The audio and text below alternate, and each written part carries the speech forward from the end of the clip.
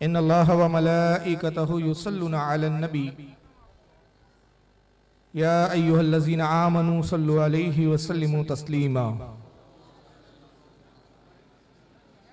अल्लाहुम्मा सल्लि अला सय्यिदना मौलाना शफीअना व हबीबना व तबीबना व नबीना व मौलाना मुहम्मदिन व अला आलिहि व अस्हाबिहि व अहले बैतिहि व ज़ुर्रियतिहि व बारिक व सल्लिम। सलातु व सलाम अलैका या रसूलुल्लाह सल्लल्लाहु तबारक व तआला अलैहि व सल्लम। कुरला पाइप रोड पर ये 2 रोज़ा अज़ीमुशान इजलास जिसकी आज पहली नशिस्त है,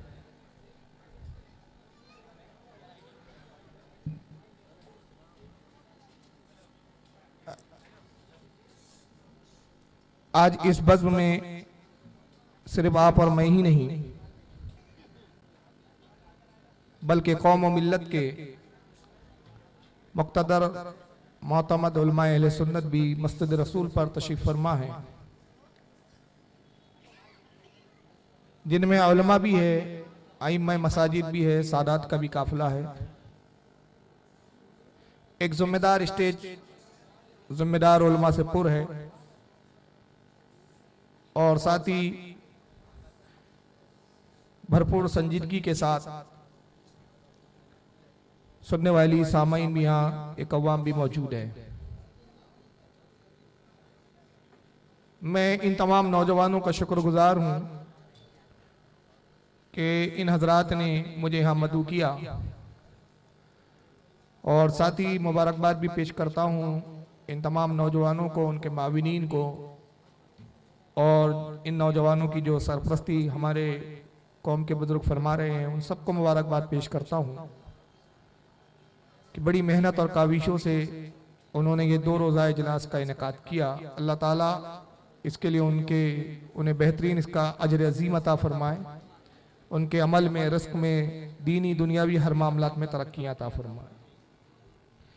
साथ ही अपने उलमा अहले सुन्नत के लिए भी दुआ गो हूँ, रब्बे कायनात हमारे इन तमाम उलमा अहले सुन्नत का साया हम पर दराज फरमाए और इन उलमा के फ्यूज़ व बरक़ात से मुझे और आप सबको मुस्तफ़िज़ फरमाए। वक्त की किल्लत काफ़ी दामनगीर है, इस मुख्तसर वक्त में जिस कदर भी बातें हो जाएंगी इंशाअल्लाह मैं अकायद के ताल्लुक से पेश करने की कोशिश करूंगा। हालांकि उन्वानात बहुत सारे दिए गए, लेकिन एक एक उन्वान पर बोलने के लिए मैं समझता हूँ एक नशिस्त नहीं बल्कि 3-3, 4-4 नशिस्तों की ज़रूरत है। अक़ीदे तौहीद पर भी बोलना है, शिर्क की बुराइयों पर भी खिताब करने के लिए कहा गया, फिर तकलीद पर भी मुझे कहने के लिए कहा गया और वसीले पर भी कहना है। अब एक बज़्म में और इतने मुख्तसर वक्त में इतने सारे अनावीन इस पर गुफ्तगू करना मैं समझता हूँ नामुमकिन की तरह है। लिहाजा इंशाअल्लाह वसीले पे तो मैं कल गुफ्तगू करूंगा।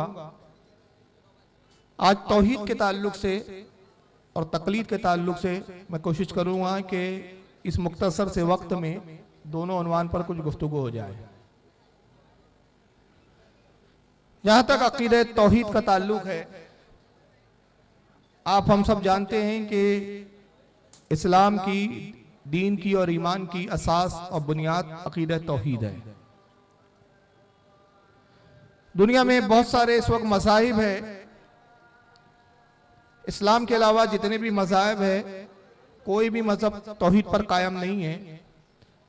बहुत से वो मज़ाहिब जो पहले तौहीद पर गामज़न थे, लेकिन जैसे जैसे हालात आगे बढ़ते गए उन कौमों में भी शिर्क की आमेजिश होती रही। नतीजा ये हुआ कि आज वो मज़ाहिब जो अंबिया को मानने का दावा तो करते हैं, लेकिन अंबिया की लाई हुई और बताई हुई तौहीद पर गामज़न नहीं है। अगर हम कौम ईसाई की बात करें, ईसाइयत की बात करें और क्रिश्चियन को देखें हम, तो क्रिश्चियनिटी में भी हमको एक बात नजर आती है, वहां भी अब शिर्क की आमेजिश हो चुकी है। हालांकि हज़रत ईसा अलैहिस्सलाम जब उस कौम में मबूस हुए तो जनाब ईसा ने कभी नहीं फरमाया कि तुम एक खुदा के अलावा और बहुत सारे खुदाओं का तस्वुर पालो। लेकिन देखा गया कि कौम ईसाई भी शिर्क में मुब्तला हुई। पूरी जिंदगी हजरत ईसा अलैहिस्सलाम तौहीद बताते रहे, समझाते रहे, लेकिन ईसा अलैहिस्सलाम जैसी आसमान पे उठाए गए तो उन्होंने अकीदों में तब्दीलियां लाई और कहा कि ईसा मसीह खुदा के बेटे हैं। और खुदा का बेटा इसलिए तस्वुर किया कि उन्होंने देखा कि पाक मरियम के बतन से तौलूद हुए, चूंकि मरियम ने शादी नहीं की थी, कोई शोहर नहीं था, और उनकी पारसाई और पाक दामनी इतनी मुसल्लम थी कि शक व शुबे की ये जर्रा बराबर भी गुंजाइश नहीं थी कि नऊज बिल्ला माज अल्लाह, सद बार करोड़ बार माज अल्लाह कि हज़रत मरियम रदियल्लाहु ताला अन्हा ने कभी बदकारी की तरफ रुख भी किया हो। उनकी पारसाई पूरी कौम में मुसल्लम थी। तो कौम ने देखा कि जब शोहर नहीं है और ईसा का बाप नहीं है तो कह दिया कि नऊज बिल्ला मिन ज़ालिक कि अल्लाह ही ईसा का बाप है। और साथ में फिर एक और खुदा का तस्वुर बढ़ाया उन्होंने, कहा कि रूह कुद्स जो है जिसने हजरत ईसा की बशारत मरियम तक पहुंचाई थी, यानी जिब्रील अलैहिस्सलाम, ये भी खुदा की जात में शरीक है। तसलीस का शिकार हुए, तीन खुदाओं का तस्वुर किया। कहा एक परवरदिगार आलम जो सारी कायनात का खालिक व मालिक है, एक ईसा मसीह जो खुदा के बेटे हैं, और तीसरा कहा रूह कुद्स ये भी खुदा है। तसलीस और ट्रिनिटी के अकीदे को उन्होंने अपनाया और शिर्क की आमेजिश उनके मजहब में भी शामिल हो गई, उनके अकीदे में शामिल हो गई। यहूदियों की अगर हम बात करें तो कौम यहूद में बहुत सारे अंबिया मबूस किए गए खुसूसियत के साथ।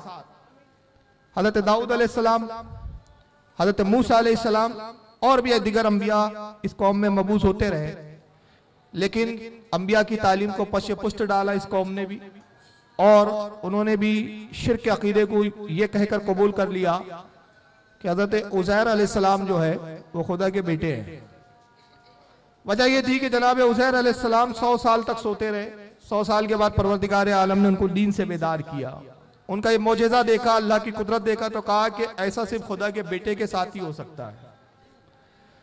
और कहा कि खुदा के ये साहबजादे हैं, बेटे हैं, हमारे अंदर मबूस किए गए। चूंकि उनकी उम्र बड़ी नहीं, कहा कि खुदा लम्हों से वक्तों से पाक होता है, लिहाजा ये सिफत खुदा के बेटे होने की हैसियत से उज़ैर में भी आ चुकी है, लिहाजा उज़ैर अलैहिस्सलाम को भी हम खुदा का बेटा तस्लीम करते हैं। चुनांचे यहूदियों के आप आपको देखिए कि शिर्क मिलता है। फिर आगे बढ़े आप मजूसियों को देखें जिनको हम पारसी कहते हैं। पारसियों के यहाँ भी खुदा का दो तस्वुर पाया जाता है। एक कहते हैं खाली के खैर है और कहते हैं कि खाली के शर है। दुनिया में जितनी भी बुराइयां होती है ये खाली के शर की तरफ से है। ये तमाम बुराइयों का पैदा करने वाला एक खालिक है जो बुराइयों को वजूद देता है, लोग उस पर गामजन होते हैं। ये खुदा है पर्टिकुलर माज़अल्लाह जो बुराइयों का डिपार्टमेंट लेके चलता है, उसका पूरा डिपार्टमेंट बुराइयों वाला है। और एक खालिक खैर है, एक ऐसा परवरदिगार है जो बेहतरियां पैदा करता है, बेहतरियां पसंद करता है। दुनिया में जो कुछ अच्छाइयां हैं ये खालिक खैर की तरफ से है। उन लोगों ने भी खुदा का तस्वुर ये बांधा कि दो खुदा है, खुदा वाहिद और कहर का उन्होंने इकरार नहीं किया। आगे बढ़े तो ये तो वो कौमें थी जो अहले किताब कहलाती थी, जो किताब जिनको दी गई, अंबिया मबूस किए गए, लेकिन वो कौमें कि जो अहले किताब नहीं थे। उनके अपने खुद जहन व फिक्र से कुछ मज़ाहिब उन्होंने तराश रखे थे। उनके यहाँ शिर्क की आमेजिश इतनी हुई कि एक लफ्ज में अगर मैं बात तमाम कर दूं, तफसीलात में नहीं जाना है, वक्त ज्यादा नहीं है कि उनके यहाँ क्या क्या शिर्क होते थे। एक लफ्ज में ये बात कर लूं कि जिस चीज से भी उन्होंने खौफ महसूस किया उसको भी उन्होंने माबूद के दायरे में लाया, जिस चीज से फायदा उन्होंने पाया उसको भी उन्होंने खुदा तस्वुर किया। बल्कि हाल ये हुआ कि इतने खुदा तराश लिए कि आबिद कम पड़ गए, माबूद ज्यादा हो गए। वहां आबिदों से ज्यादा माबूदों की तादाद नजर आती है। और किन किन चीजों को इबादत के तौर पर पूजा जाता है और खुदा तस्लीम किया जाता है, इन तफसीलात में जाने की जरूरत नहीं, आप बेहतर जानते हैं।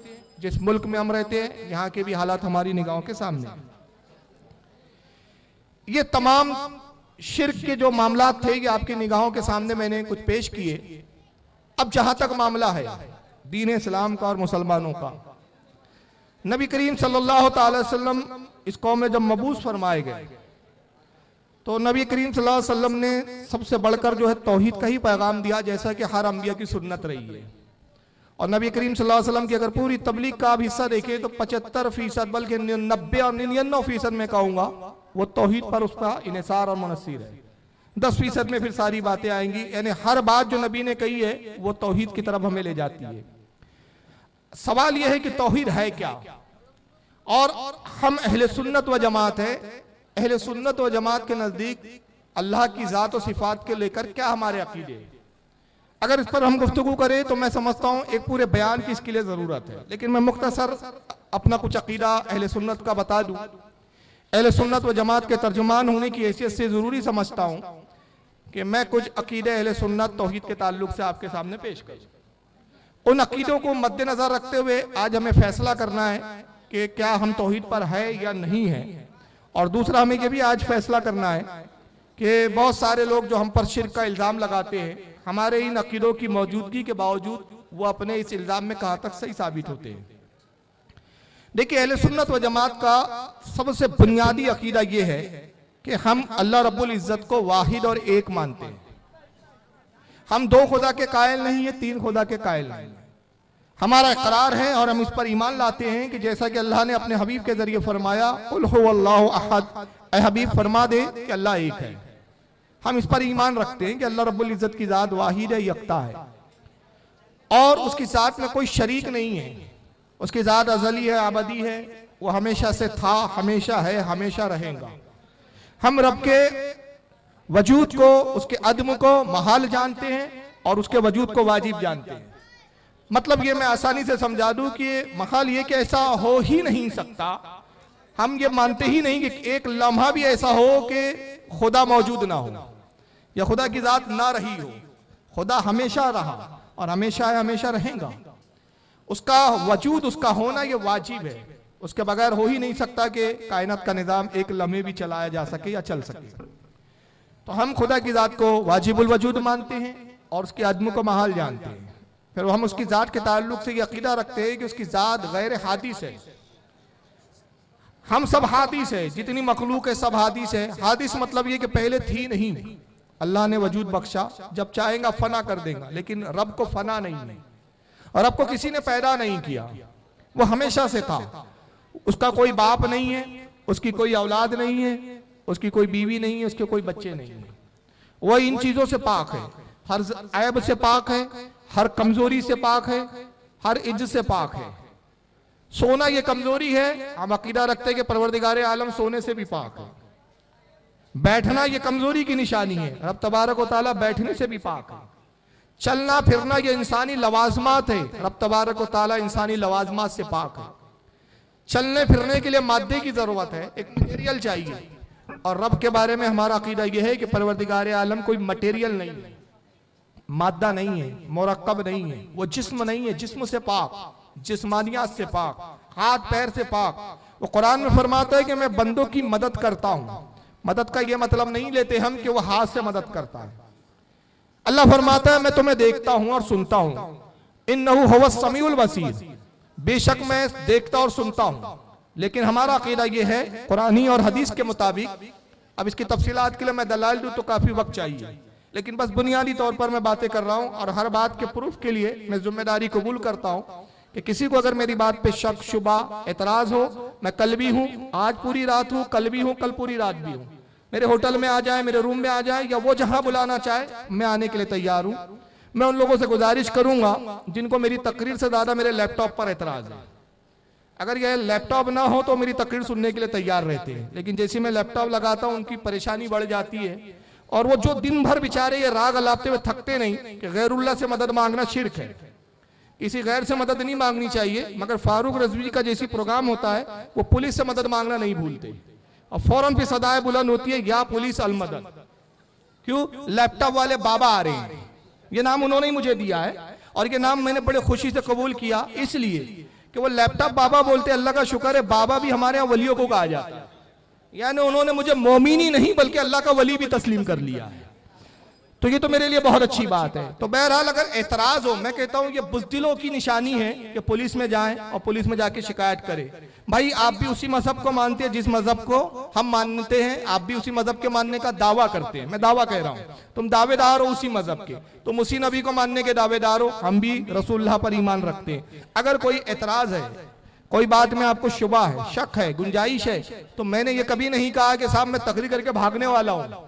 देखो मैं बोलूंगा फिर उसके बाद हम वो नहीं है कि अपनी सुनाए और भाग गए। हम बोलते हम जितना सुनाते उससे ज्यादा तुम्हारी सुनने के लिए तैयार है, मगर आके बैठो तो बात तो करो।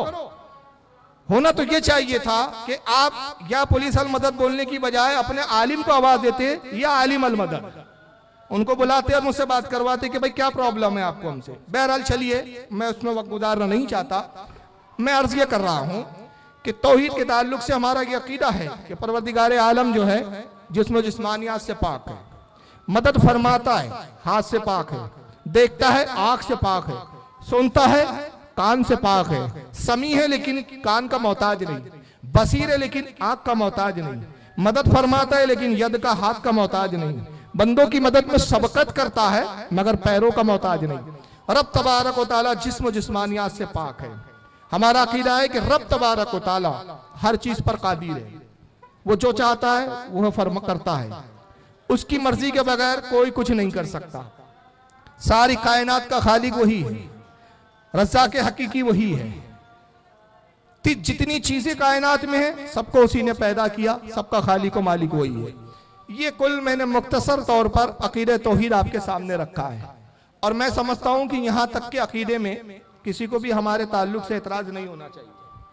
और जहां तक मैं जानता हूं शायद वो भी इसी तरह का अकीदा रब के ताल्लुक से रखते हैं। लेकिन एक फिर बड़ी अजीब बात शुरू हो जाती है कि चंद चीजों को लेकर वो हम पर शिर्क के फतवे लगाने लगते हैं। अब उसकी तफसीलात लंबी है, लेकिन मैं मुख्तसर बताता हूं कि जिन बुनियादों पर वो हमें मुशरिक करार देते हैं, उन बुनियादों में बहुत सारी चीजें वो हैं जिसके बारे में वो कहते हैं कि शिर्क है। हालांकि शिर्क तो दूर की बात है, उसको किसी ने नाजायज हराम मकरू तक नहीं कहा, बल्कि वो चीजें सुन्नत से साबित होती है। मसलन हम अगर बुजुर्गान दीन की कब्रों पर हाजिर होते हैं जियारत के लिए, वो कब्रों पर जाने को शिर्क बताते हैं। हम अगर कब्रों पर फूल चढ़ाते हैं वो इसको शिर्क कहते हैं। हम अगर एसाले सवाब के लिए कुछ नजर नियाज करते हैं, एसाले सवाब के नाम पर अगर हम कुछ खाना पकाते और खिलाते हैं तो कहते हैं ये भी शिर्क हो जाता है। अगर हम बारगाह रिसालत में खड़े होकर सलाम पढ़ते हैं और ये अकीदा रखते हैं कि रसूलुल्लाह सल्लल्लाहु अलैहि वसल्लम हमारे सलाम को सुनते हैं, तो कहते हैं कि ये सुनने का अकीदा रखना भी ये भी शिर्क हो जाता है।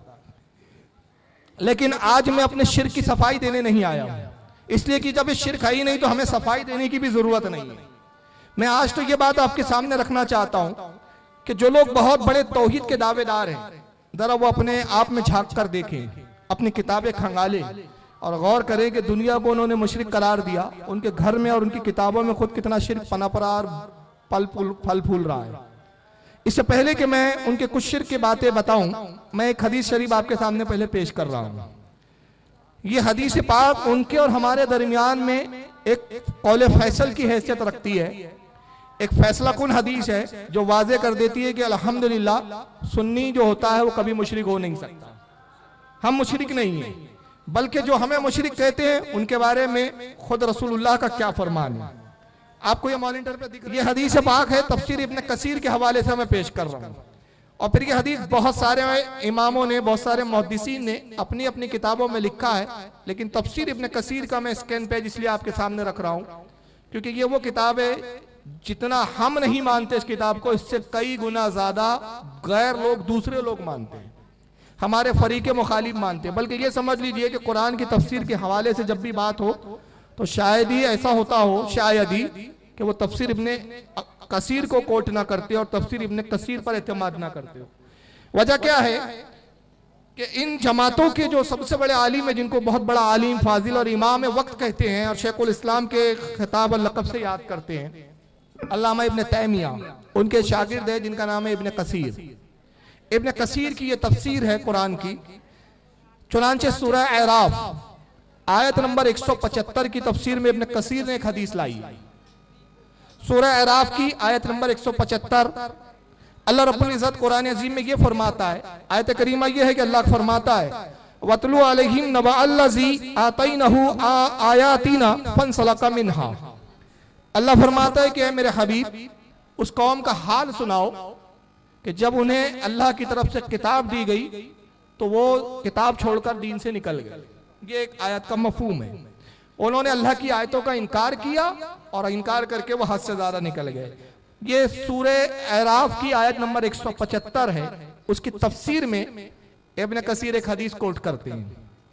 इब्न कसीर हदीस यहां से शुरू करते कहते हैं अन्ना हुज़ैफता यानी इब्न यमानी रज़ियल्लाहु ताला अन्हु हद्दसहु क़ाल, कहते हैं कि हज़रत हुज़ैफा से रिवायत है जिनको इब्न यमान भी कहा गया है, यानी यहाँ इब्न यमान जो है हुज़ैफा इब्न यमान, उनसे हदीस बयान की गई है। उनसे हदीस आई है कि वो कहते हैं काला काला रसूलुल्लाह सल्लल्लाहु अलैहि वसल्लम, अल्लाह के रसूल सल्लल्लाहु अलैहि वसल्लम ने इरशाद फरमाया इन्ना मिम्मा अतखव्वफु अलैकुम रजूलुन क़रअल कुरान। आका कहते हैं कि मुझे अपनी उम्मत में उस शख्स के बारे में बहुत खौफ है, मैं उस शख्स का अंदेशा जाहिर करता हूँ। मेरी उम्मत में ऐसे शख्स लोग होंगे, ऐसा शख्स जरूर आएगा, ऐसे लोग होंगे, मुझे खौफ है कि जो कुरान बहुत पढ़ेंगे।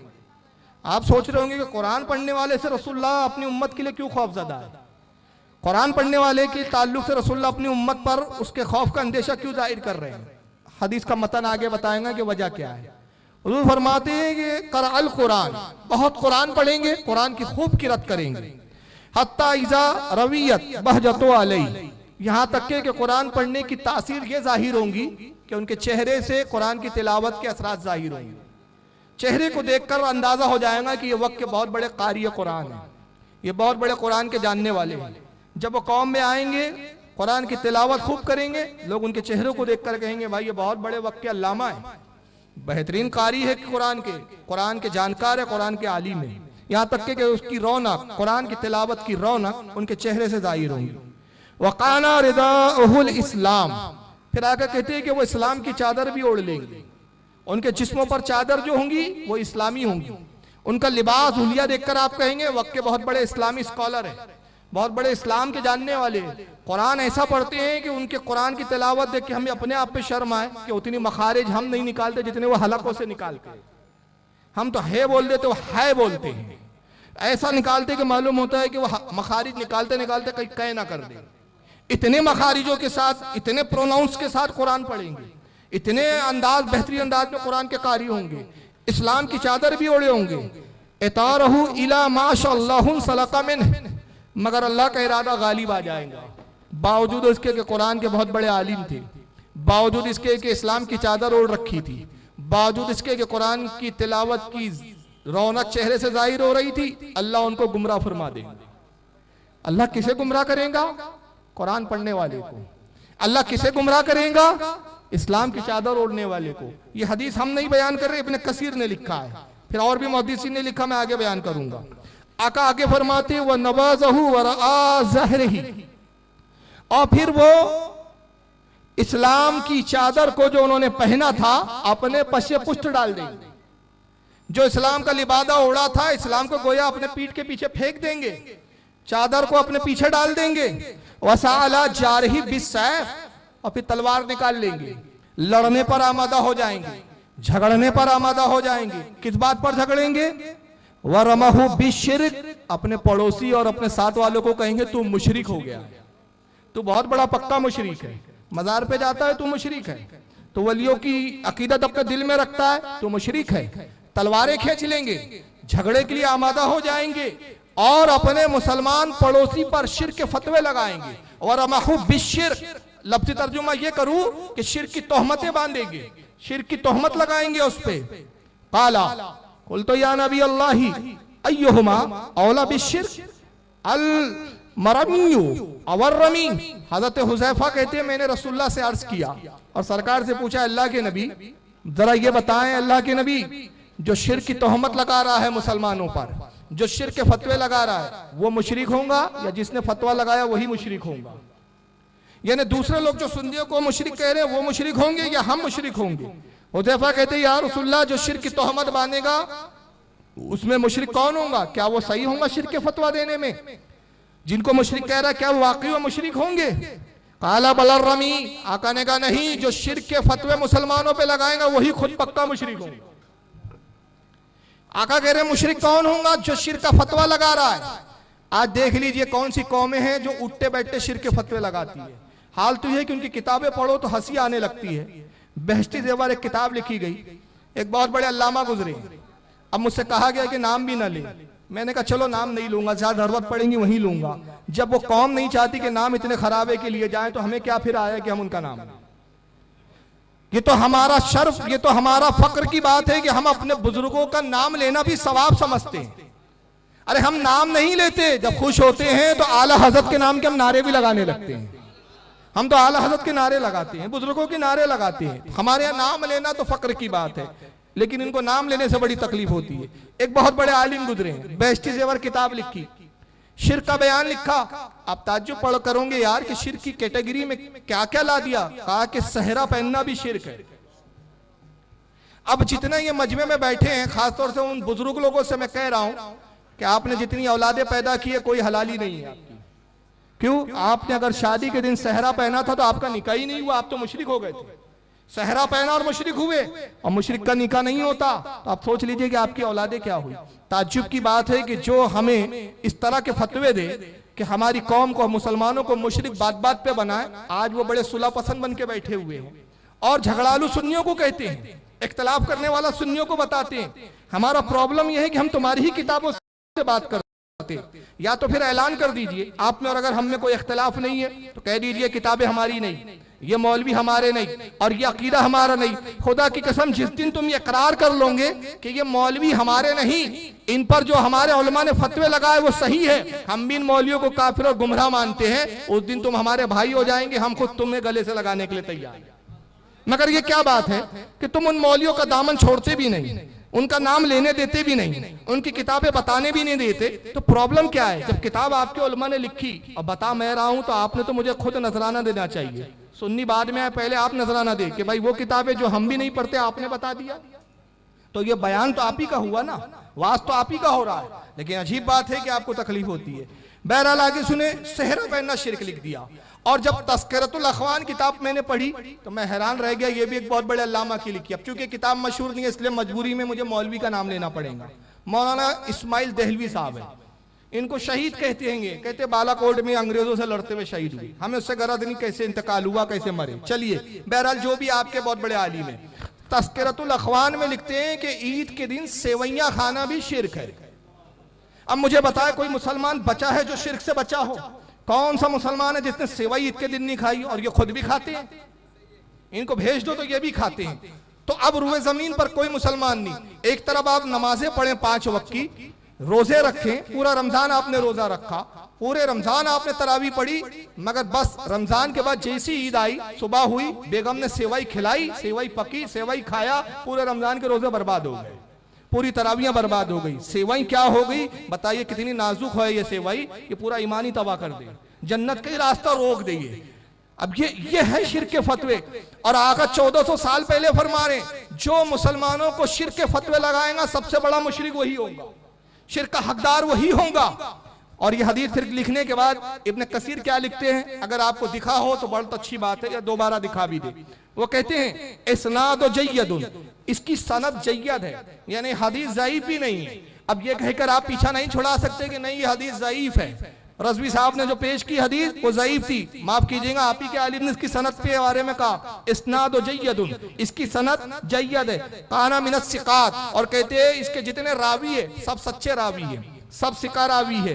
वक़त सिकाहुल इमाम अहमद बिन हम्बल व यहया इब्न माइन, कहते हैं कि इसकी तहकीक और इसके सिका होने पर इमाम अहमद इब्न हम्बल, यहया इब्न माइन। अब ये दो कौन है? एक इसमें इमाम बुखारी का उस्ताद है, एक दादा उस्ताद है। इमाम अहमद इब्न हम्बल दादा उस्ताद है इमाम बुखारी के, और हज़रत इमाम इब्न मईन रज़ी अल्लाह ताला अन्हु ये उस्ताद है, यानी इमाम बुखारी के उस्ताद और दादा उस्ताद दोनों कहते हैं कि इसके सारे रावी जो है तहकीक के साथ ये बात साबित है, इसके सारे रावी सही है। इस हदीस को मुस्नदुल बस्सार में भी लिखा गया, जिल्द नंबर 1 है, सफ़ा 99, हदीस नंबर 175। और साहिब मुस्नदुल बज़्ज़ार कहते हैं हसनुन, ये हदीस हसन है, यानी ये ज़ईफ नहीं है, सही से थोड़ा कम दर्जे पर है, लेकिन ज़ईफ नहीं है, मौजू नहीं है। सही इब्ने हिब्बान में इमाम अहमद इब्ने हम्बल ने भी इस हदीस को नकल किया। जिल्द नंबर 1 है, सफा 248 है, हदीस नंबर 81 है। और इमाम इब्ने हिब्बान कहते हैं सहीहुन, यह हदीस सही है। अल्लामा इमाम हैसमी ने मजमऊस सवाइद में भी इस हदीस को लिखा।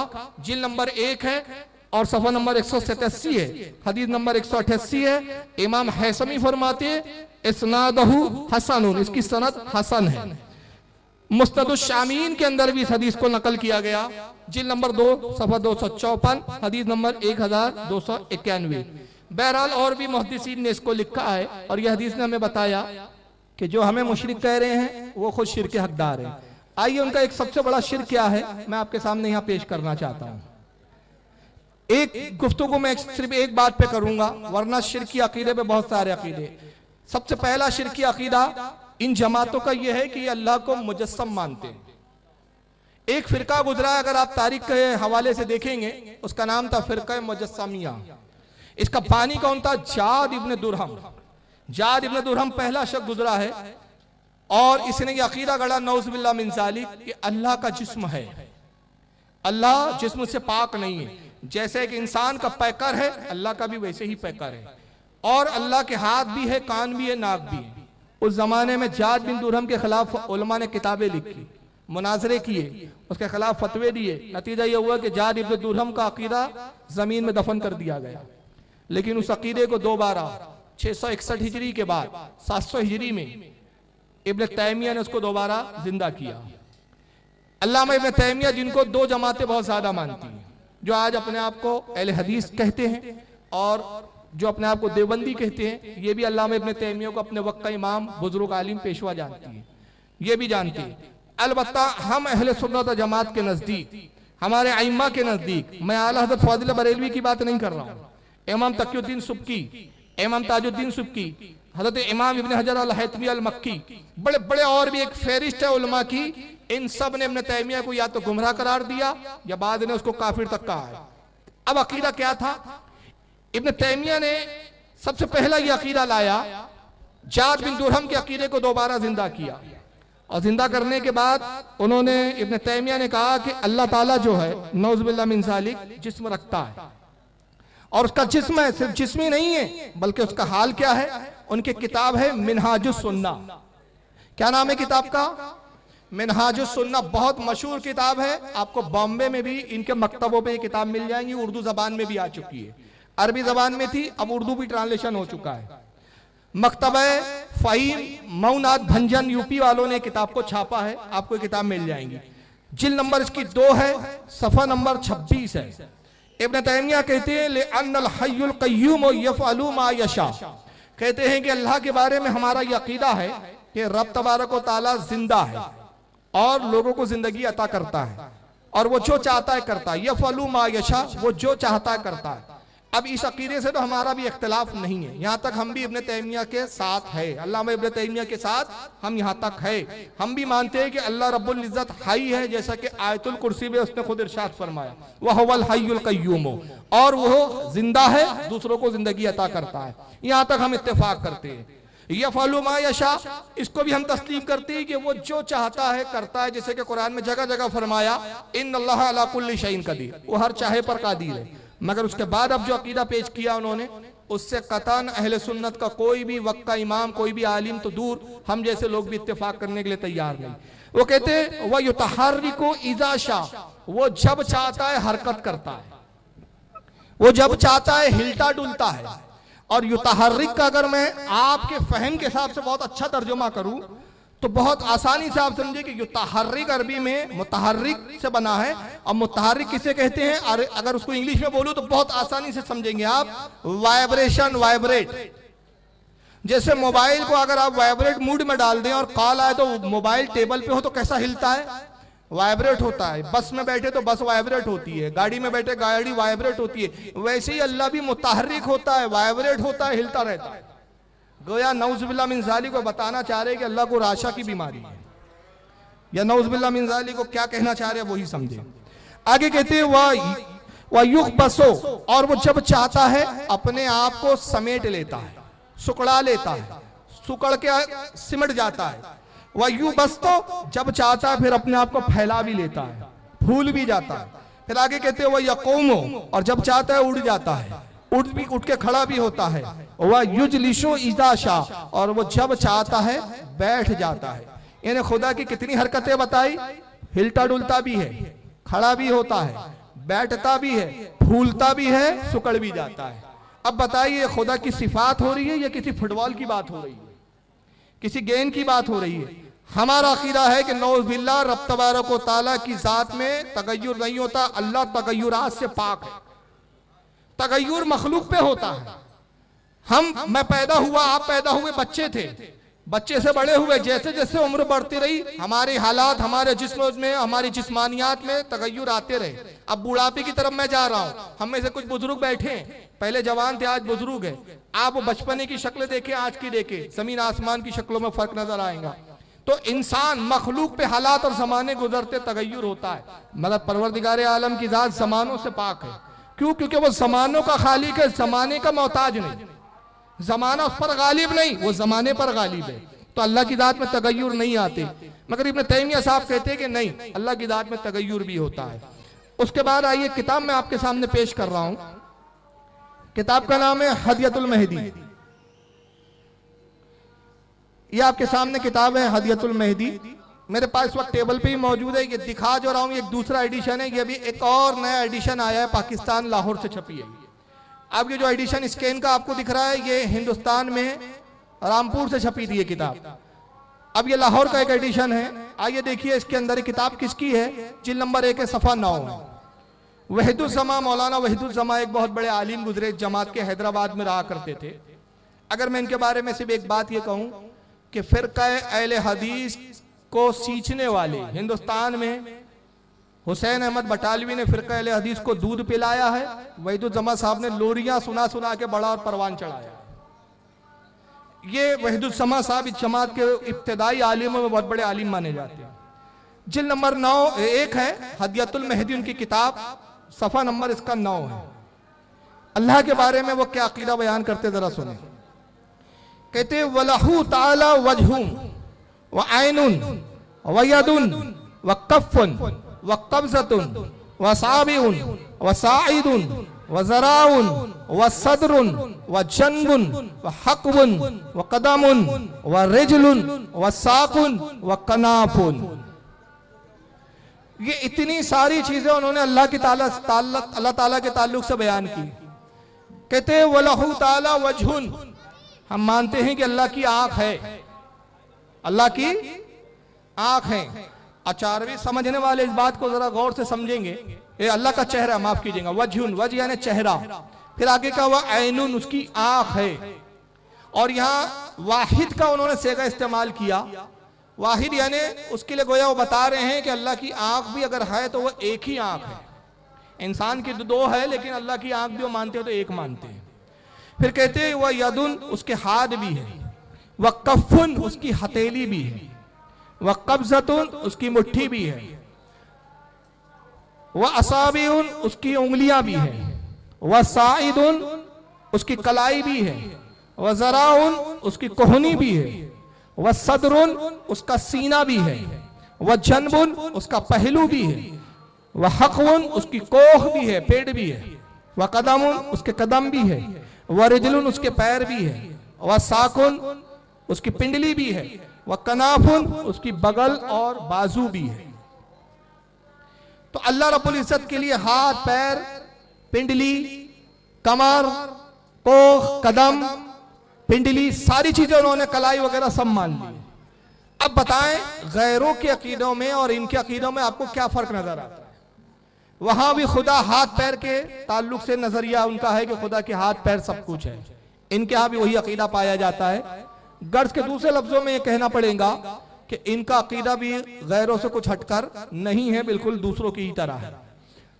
और इस बात को मौलवी मेराज रब्बानी, जो जमात के एक आलिम है, इस वक्त सऊदीया में रहते हैं, उन्होंने अपनी तकरीर में बड़ी वजाहत से बयान किया। मैं उनकी एक क्लिप आपके सामने पेश कर रहा हूं, इसको जरा सुनिए और समाअत फरमाइए। सुन्नत वाले हैं, जो जहमिया हैं वो अहले सुन्नत यानी सुन्नत वाले, जो हदीस वाले हैं, सुन्नत वाले हैं, उनको क्या कहते हैं? मुशब्बिहा। यानी चूंकि अहले सुन्नत का अकीदा है कि अल्लाह के हाथ है, अहले सुन्नत का अकीदा है कि अल्लाह की आंख है। अहले सुन्नत का अकीदा है कि अल्लाह कहाँ है? बोलो, और जोर से बोलो, अल्लाह अर्श पर है। अहले सुन्नत का अकीदा है कि अल्लाह अर्श समाए दुनिया से नुज़ूल फरमाता है आखिरी रातों में, अल्लाह ताला चलता है। अहले सुन्नत का अकीदा है कि अल्लाह हंसता है। अहले सुन्नत का अकीदा है कि अल्लाह देखता है। अहले सुन्नत का अकीदा है कि अल्लाह गज़ब भी फरमाता है, अल्लाह गुस्सा भी होता है। अल्लाह, ये अहले सुन्नत का अकीदा है कि अल्लाह के पिंडली है। अहले सुन्नत का अकीदा है कि अल्लाह ताला क़यामत के दिन अपनी पिंडली को खोलेगा, कि अल्लाह ताला क़यामत के दिन अपनी पिंडली को खोलेगा। ये अकीदा है अहले सुन्नत वल जमात का। तो क्या कहते हैं? बिदती। बिदती कहते हैं या मुशब्बिहा लोग हैं, यानी नऊज़ बिल्लाह ऐसे बयान करते हैं अल्लाह की सिफत को जैसे इंसानों की सिफत हो, इसलिए ये तशबीह देते हैं। हालांकि अहले सुन्नत अपने इस अकीदे में अल्लाह रब्बुल इज़्ज़त के बारे में ये तमाम सिफात मानते हुए ये अकीदा रखते हैं कि ये उसी तरह हैं जिस तरह से अल्लाह की शान के लायक हैं। हम अल्लाह के हाथ मानते हैं, लेकिन अपने हाथों की तरह या किसी मखलूक के हाथों की तरह नहीं। अल्लाह नुज़ूल फरमाता है समाए दुनिया पर, लेकिन हमारी तरह नहीं, सीढ़ियों जैसे हम सीढ़ी से उतरते हैं ऐसे उतरता। अल्लाह के पिडली है, लेकिन ऐसे नहीं जैसे, नऊज़ बिल्लाह। अल्लाह की कोई तशबीह लैसा कमिस्लिही शै, अल्लाह की कोई मिसाल बयान नहीं की जा सकती है। वो अपनी शान, अपनी अजमत के जैसे लायक है, उस तरह से उसकी ये तमाम सब चीजें हैं। ये हमारा ईमान और अकीदा है। बात समझ में आई आपके मेराज रब्बानी साहब की? उन्होंने शुरुआत ही बहुत बड़ी गलती और झूठ से की। कहा कि जो जहमिया है, एक फिरका था जहमिया, वो भी खुदा के जिस्म का कायल था। तो कहा कि फिरके जहमिया जो है उसको बिदती लोग, बिदती कौन? हम अहले सुन्नत व जमात। बिदती लोग उनको भी गुमराह कहते हैं। हालांकि जहमिया जो है वो अहले सुन्नत में वो सुन्नी है, और उनका जो अकीदा है कि अल्लाह के हाथ है, अल्लाह के पैर है, पिंडली है, वो सब है, बल्कि अल्लाह हंसता भी है। अब ये मुझे बताइए कि हंसना अच्छी सिफत है कि बुरी सिफत है? अरे ये अच्छा हंसना कोई अच्छी सिफत नहीं है। जो आदमी बहुत ज्यादा हंसता है ना, तो लोग कहते हैं वो छिछोरा आदमी है। रब तबारक व तआला हंसने से पाक है, और उसके बाद कहते हैं कि अल्लाह की पिंडली है, और कयामत के दिन अल्लाह अपनी पिंडली को खोलकर भी दिखाएगा जन्नतियों को, पिंडली भी दिखाएगा। बताइए, अल्लाह के जिस्म को भी मान रहे हैं और जिस्म के साथ ये भी मान रहे हैं कि वो अपने जिस्म को भी खोलकर दिखाएगा। फिर आगे कहते हैं कि साहब हम हाथ तो मानते हैं लेकिन तशबीह नहीं देते। हम ये नहीं कहते कि जैसे इंसानों के हाथ है वैसे अल्लाह के हाथ है। हाथ है लेकिन इंसानों की तरह नहीं है। हमने कहा सवाल ये नहीं है कि किसकी तरह क्या है, तुमने तो देखा नहीं तो बता भी नहीं सकते तुम। सवाल यह है कि अल्लाह के हाथ तो तुम तस्लीम कर रहे हो, तो गैर भी तो यही कहते हैं ना कि हमारे भी हाथ है, लेकिन हमारे जो खुदा है उनके भी हाथ अलग है। हमारे एक है, उनके तीन है। हमारे यहीं तक जाते हैं, उनके जहां तक चाहे बढ़ जाते हैं। तो उन्होंने भी अपने खुदाओं के हाथ कुछ अलग तस्वुर किया, आप भी अलग तस्वुर कर रहे हैं। फर्क तो कुछ भी नजर नहीं आ रहा ना।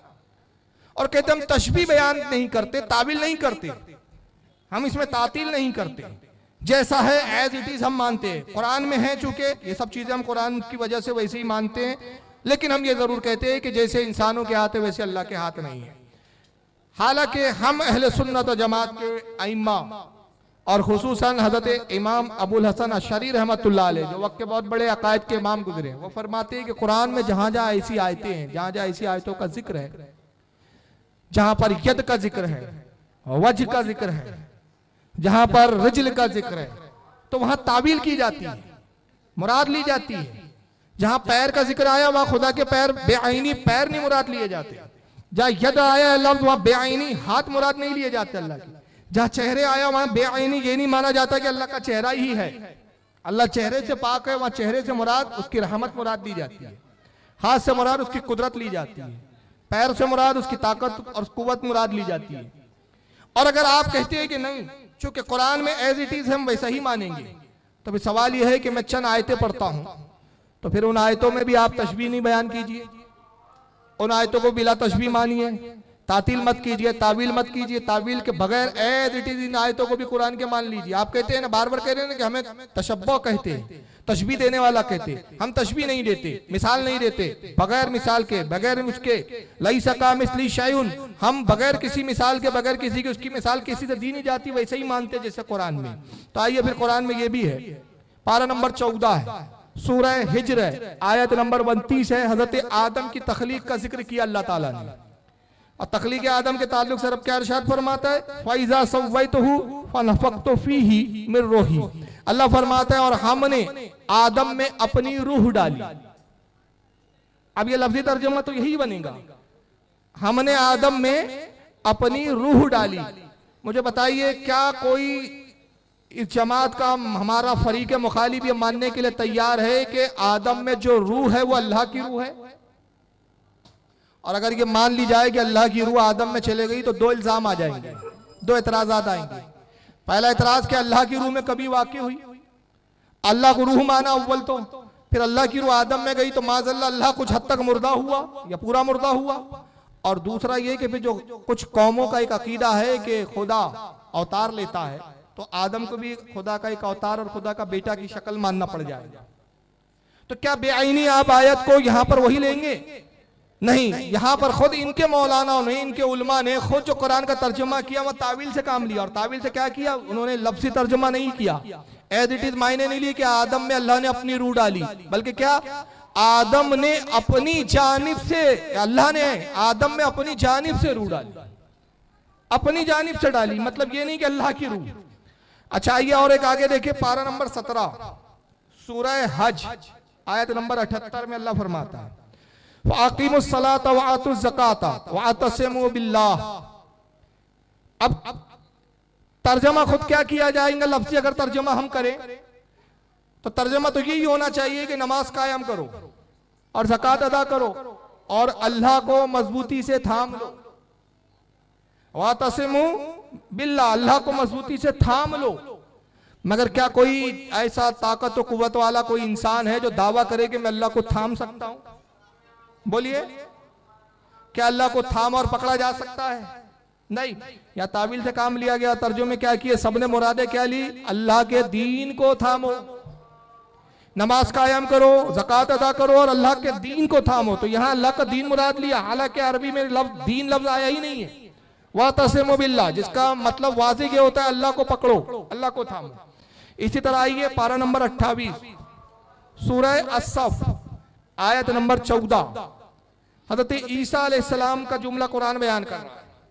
ईसा मसीह का जिक्र हुआ है और कुरान कहता है वहां पे, या अय्युहल्लज़ीना आमनू कूनू अंसार अल्लाह, ऐ ईमान वालो तुम सब अल्लाह के मददगार बन जाओ। अब अंसार अल्लाह के मायने क्या हुए? अंसार के मायने मदद, अंसार अल्लाह, अल्लाह के मददगार। अब इससे बड़ा क्या शिरक होगा? कल तक तो ये कह रहे हैं कि भाई गैरुल्लाह से मदद मांगना ही शिरक है, और यहाँ अल्लाह ताला खुद कह रहे हैं कि मेरे मददगार बनो। तो इल्जाम आएगा क्या परवरदिगार आलम मखलूक की मदद का मोहताज है? क्या इंसानों की मदद की उसको जरूरत है?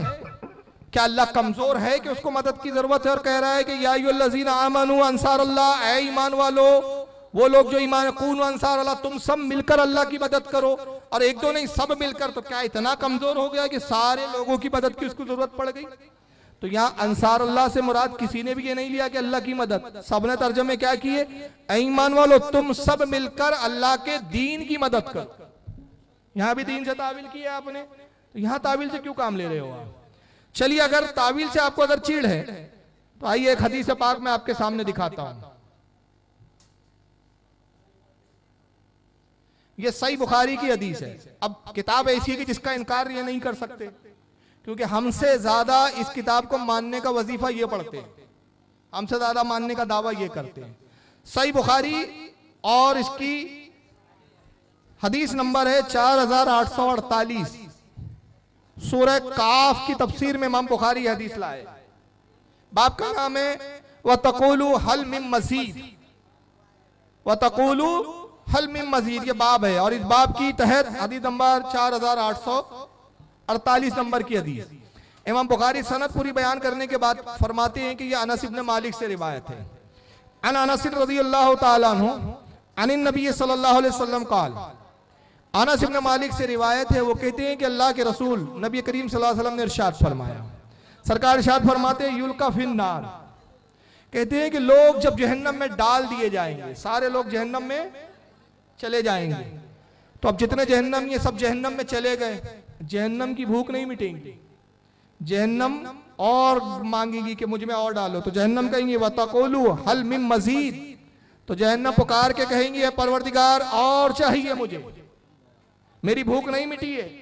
हदीस की शराहों में आता है, शारिहीन हदीस फरमाते कि अल्लाह पहाड़ों को डालेगा, चांद और सूरज सैयारे सितारे सब डाल दिए जाएंगे, मगर जहन्नम फिर आवाज लगाएंगी हल मिन मजीद, और मुझे चाहिए, मेरी भूख नहीं मिटी है और चाहिए। अल्लाह उसमें डालता रहेगा, गुनाहगार मखलूक को डालता जाता रहेगा, जहन्नम की भूख नहीं मिटेंगी, जहन्नम के शोले बुलंद होते रहेंगे, उठ उठ के कहेंगे, आवाजें लगाएंगे हल मिन मजीद, अल्लाह और चाहिए और चाहिए। अब आइए हदीस के जाहिरी अल्फाज, मैं जाहिरी अल्फाज पढ़ रहा हूं और जाहिरी ही तर्जमा अगर किया जाए तो देखिए कितने गलत मायने निकलते हैं। अल्लाह के रसूल कहते हैं हत्ता यदा कदमहू फतकूलू कत कत, और फिर अल्लाह ताला अपना पैर जहन्नम में डाल देगा। क्या करेगा अपना, वह कदमहू, कदम लफ्ज आया हत्ता, यहां तक के यदा कदमहू, अल्लाह अपने कदम अपने पैर जहन्नम में डाल देगा। फतकूलो, आपस फरमाएगा कत कत, चुप हो जा चुप हो जा। अब बताइए क्या ये लोग हमारे फरीके मुखालिफीन, हमारे मुखालिफीन ये मानते हैं कि अल्लाह ताला के पैर जहन्नम में जाएंगे और खुदा भी जहन्नमी हो जाएगा? और ये सही बुखारी की हदीस है, फिर ये हदीस सही मुस्लिम में भी आई है, और इनके अकीदे के मुताबिक बुखारी और मुस्लिम की कोई हदीस ज़ईफ नहीं है। सही मुस्लिम में किताबुल जन्नती व सिफाती व नईमीहा व अहलीहा हदीस नंबर 7150, इमाम मुस्लिम ने भी इसको 7049 नंबर की हदीस के तहत लाया, और भी इसको लोगों ने लिखा है मुस्नद अहमद में भी हदीस आई, और उस पर इत्तेफाक है कि हदीस ज़ईफ नहीं है, सही है।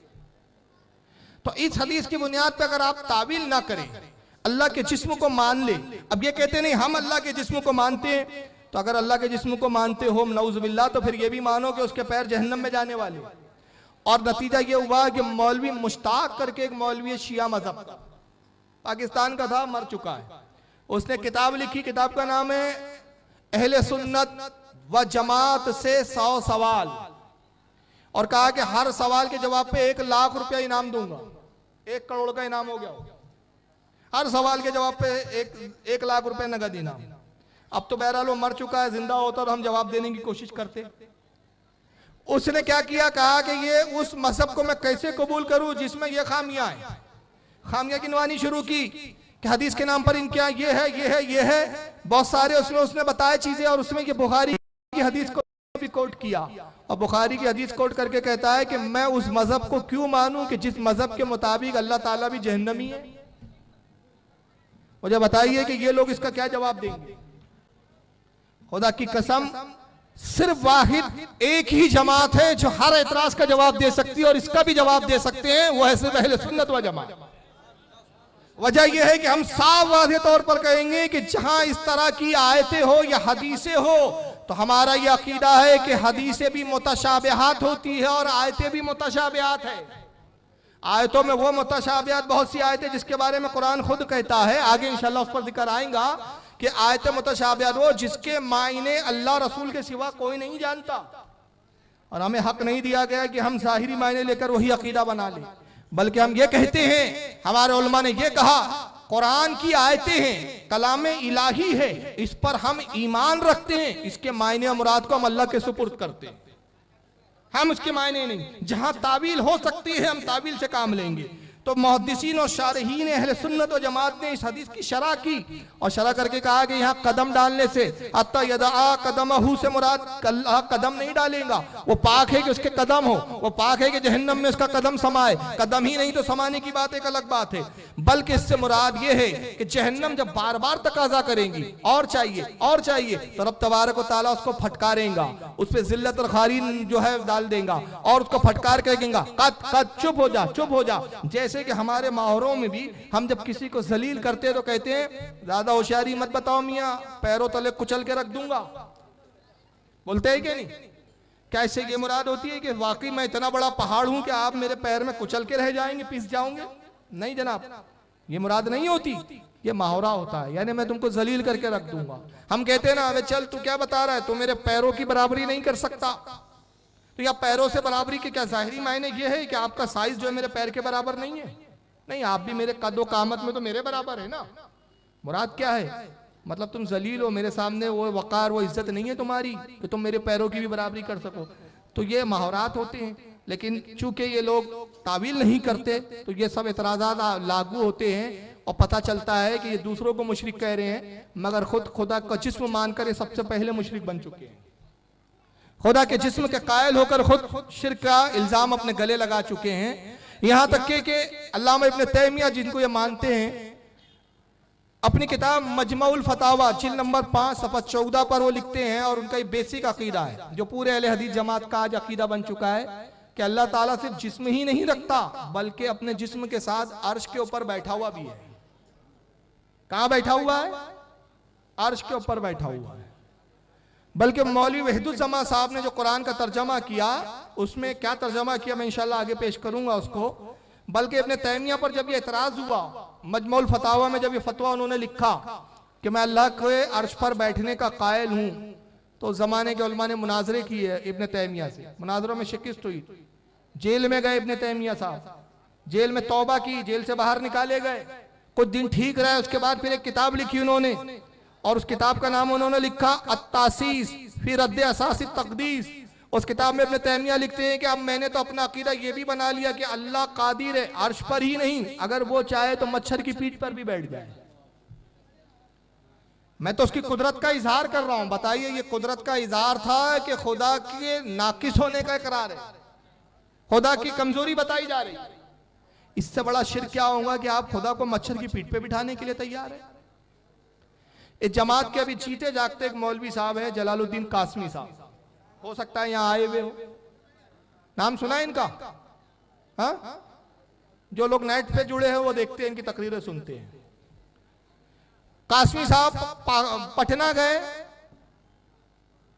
बिहार के अंदर पटना, वहां तकरीर की और तकरीर में कहा कि साहब फारूक रज़वी कहता है कि अल्लाह अर्श पर नहीं बैठ सकता। इब्न तैमिया का रद्द करता है और कहता है कि इब्न तैमिया ने कहा मच्छर की पीठ पे बैठ सकता है अल्लाह, तो वो कुदरत नहीं मानता, अल्लाह की कुदरत का मुनकिर है वो शख्स।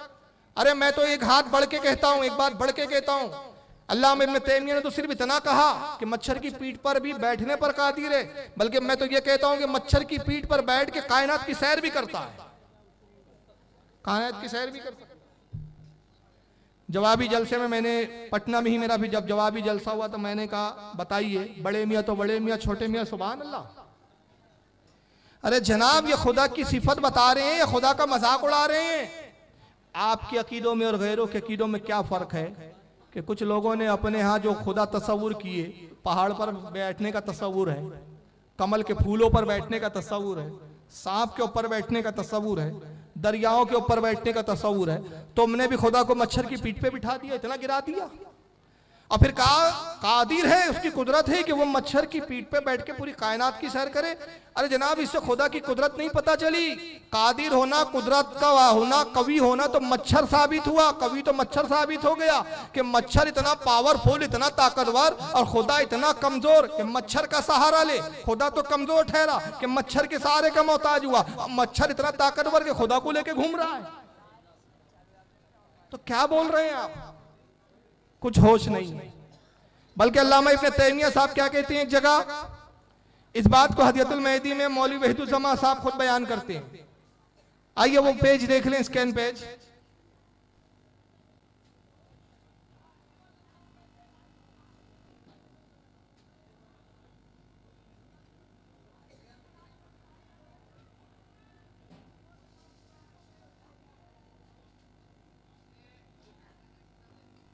तो शरीफ पढ़े आप। आइए किताब हदियतुल मेहदी देखिए, आपके सामने पेश कर रहा हूं। ये किताब मेरे पास वक्त टेबल पे भी मौजूद है, जिल्द नंबर 1 सफ़ा 11। मौलाना वहीदुज्जमा कहते अन्नहु ताला इज़ा नज़ला यखलू मिनहुल अर्श व हाज़ा हुवल इंतकाल। कहते हैं कि अल्लाह ताला अर्श से जब उतर जाता है तो अर्श खाली हो जाता है, अर्श पर बैठता है, और जब वो चाहता है तो अर्श से उतरता है, और जब अर्श से उतर जाता है, वो अपने तक से उतर जाता है, तो अर्श उससे खाली हो जाता है। वह हुवल इंतकालो, यही उसके मायने है कि वो जगह बदलता है। इंतकाल जो लफ्ज आया वो इसी मायने में आया कि वो जगह बदलता है, उतर जाता है। वह हुकिया अन इब्न तैमियता अन्नहु यंजिलु कमा अना अंजिला मिनल मिंबर।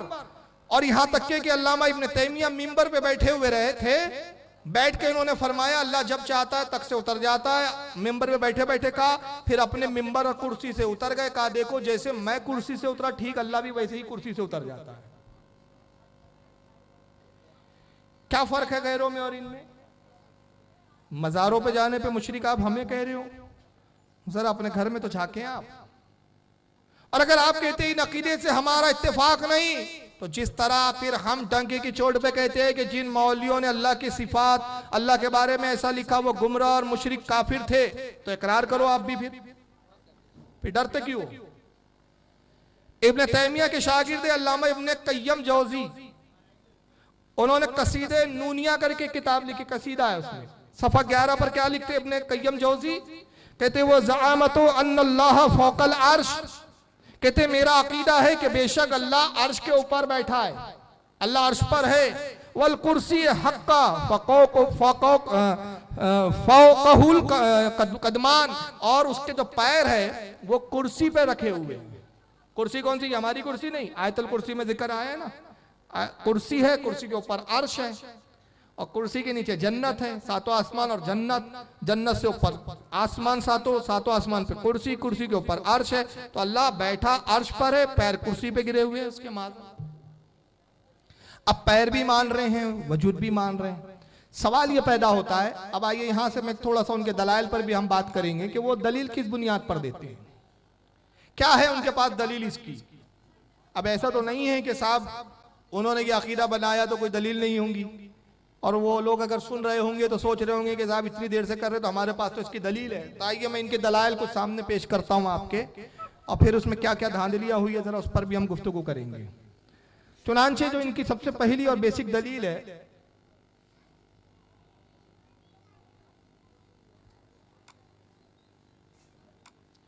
वो कुरान अजीम की आयत है।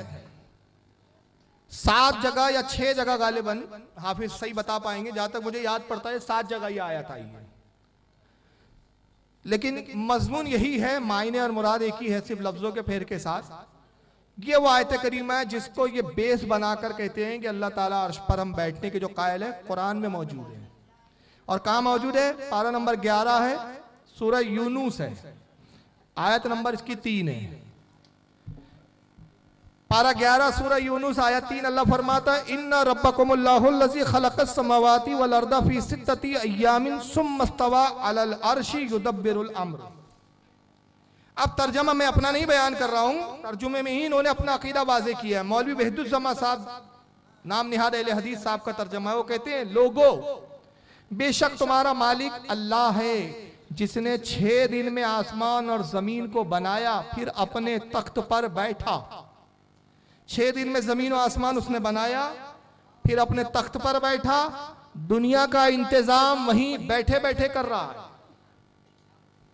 ये वो आयत है जिसके अंदर एक लफ्ज आया जिसकी बुनियाद पर इन्होंने ये मफहूम तर्जुमा अखज़ किया, और वो है सुम्मस्तवा।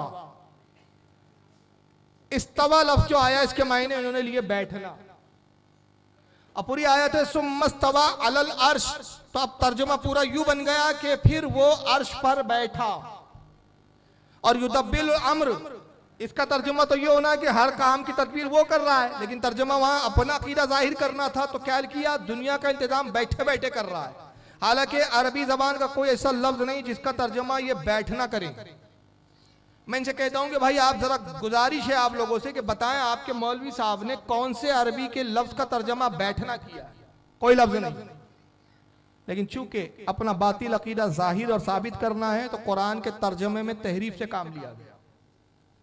अब रह गए इस्तवा के मायने, अगर बैठना लेते हैं तो हमारा सवाल यह है पहला कि इस्तवा के मायने यहां बैठना ही है, ये किस दलील से साबित है?